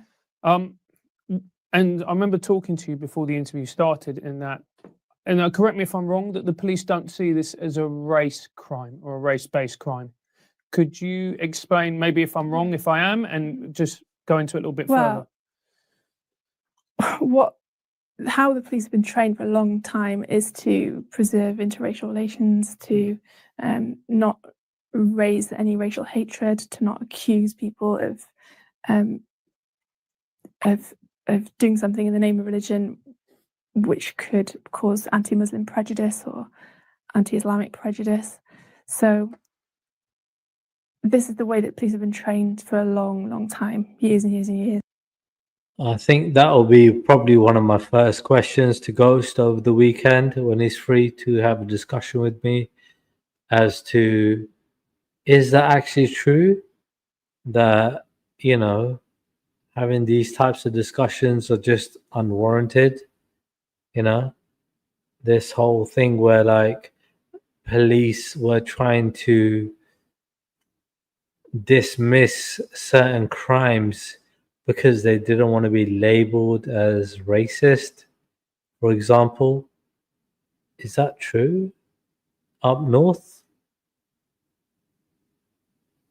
Mad. Yes. So they're looking at it from completely the wrong way around. They're looking at it from the perpetrator's perspective rather than from the victim's perspective, where a victim has been a victim of identity-based violence, where they've been attacked because of their race and they've been attacked because of their religious status, which is a non-Muslim or Christian or Sikh or Hindu or Buddhist or whatever it is that the perpetrators feel is the religious justification for that person deserving punishment. Wow. And so it's simply they refuse to acknowledge it as a race-based crime, even though you've given them evidence of it, even though the part of the reason they committed these unspeakably awful acts upon you was because the fact that you were white, and therefore they felt emboldened and empowered to do that and they still won't. No, I think the way that the system has been set up, it has been set up to have protected groups, and white people and non-Muslim people are not a protected group according to these are current police guidelines for hate crimes. So there's certain protected groups like Muslims, immigrants, refugees, Jews. It's really sad, to hear that shit. It is really fucking sad. Not gonna lie, bro. It's just mad. Like, damn, man. For women here being targeted, girls being targeted, right? And there are all sorts of laws that make it really hard for people to be prosecuted. It's mad, to deter them, Anyway, I'm going to make sure I make a good challenge when I talk to Ghost next, innit? Yeah, because honestly, I'm not for any of this shit. And I'm sure Ghost isn't either. But we're going to get a few things clear. We're going to understand, right, where this predominantly comes from, We're going to definitely understand that, because I come from a Sikh background. He comes from a Muslim Pakistani background, right? I come from an Indian Sikh background. And we can definitely understand, right, that there are differences between our communities. Let's just listen to one more video while we're online, right? While we're here, yeah? Let's understand the torture and torment of this woman here. Wasn't around the right people, like BC community, which is the journey was. We want her and goes directly. I want to find the actual documentary, you know. Fucking hell. Like, I really want to find the documentary.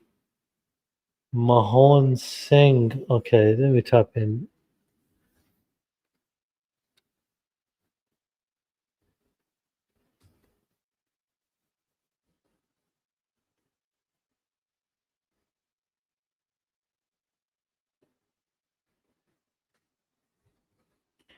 Alright, so I'll look for, you know, I'll look at the first one that you ever made. It's a mad video, you know.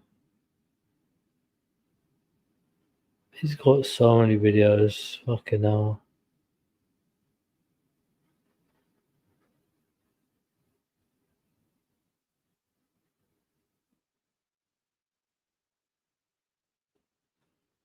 Let's take a second, people, man. We lot are good. We lot saying in the chat. Love jihad is true. Mad thing, you know. Boy, what the Muslims are attacking him anywhere they can. ਜੇ ਤਾਂ ਕੋਈ ਗੋਰਿਆਂ ਦੀ ਕੁੜੀ ਆ ਉਹਨੂੰ 1000 pound ਮਿਲਦਾ ਸੀਗਾ ਤੇ ਇਦਾਂ Damn thing. Mad thing. If it's in English, I'll play it, boy. Fucking hell.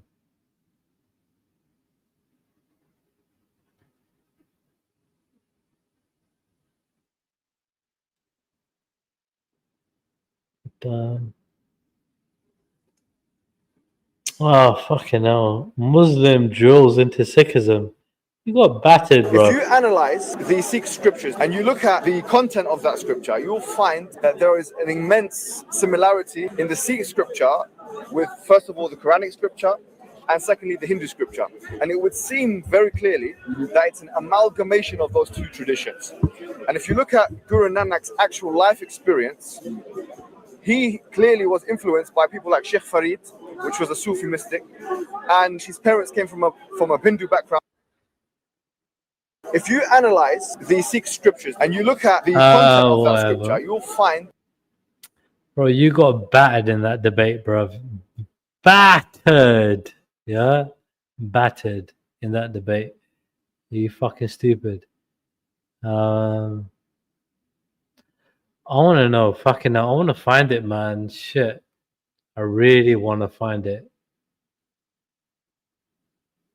Fuck's sake. I'm going to Google this shit now. Copy.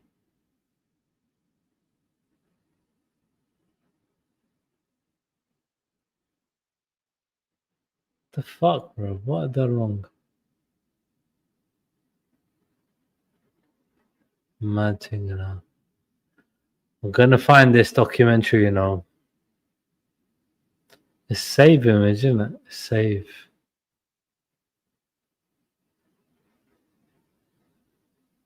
Yeah. Well, not as.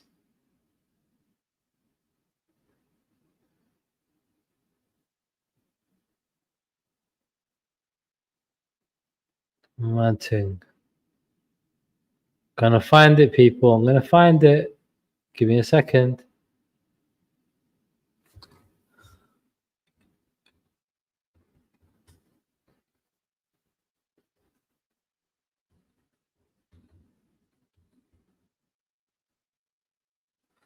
Oh my days, you don't even want to type. Mad thing, you know. Fuck's sake. Having a hard time out here, man.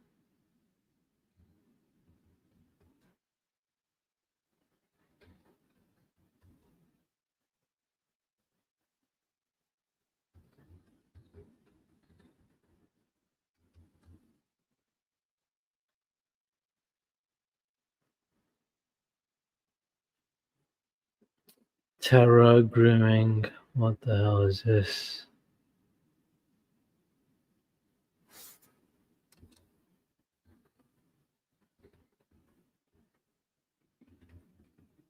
I know it's on YouTube as well. That's the thing.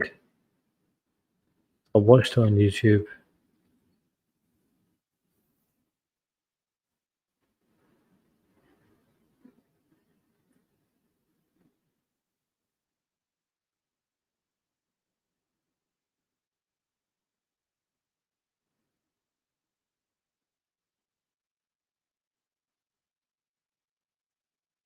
Ah, here we go. Found it. Fuck's sake. Fucking hell.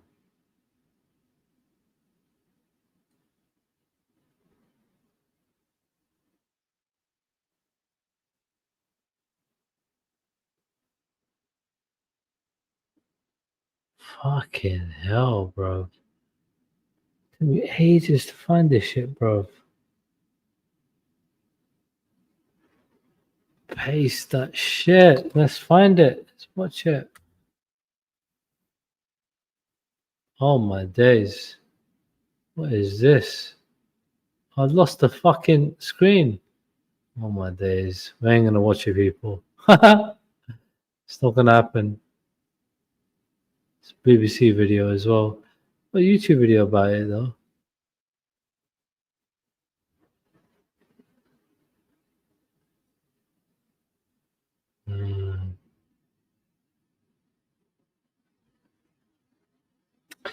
But I got it right here, you know. It's a mad thing.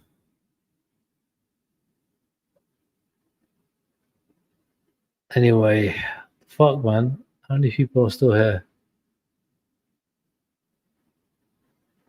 Oof.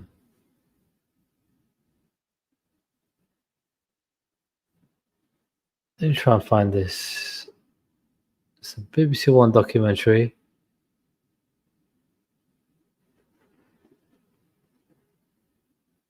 Oh shit. It's a mad thing, you know. It's a mad thing, you know.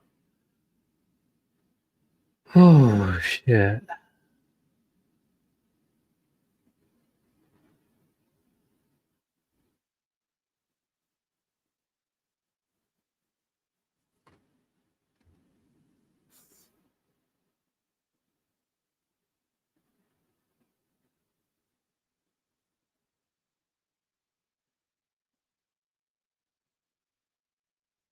This is like, you know, when you're trying to fucking play shit in between streams, it's a bit difficult, you know, because I've got Firefox that found it, and I've got fucking Microsoft Edge, which is struggling to play it.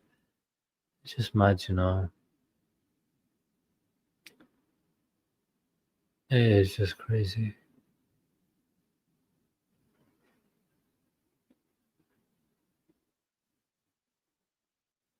Anyway, better to call it a night, people, man. Peace.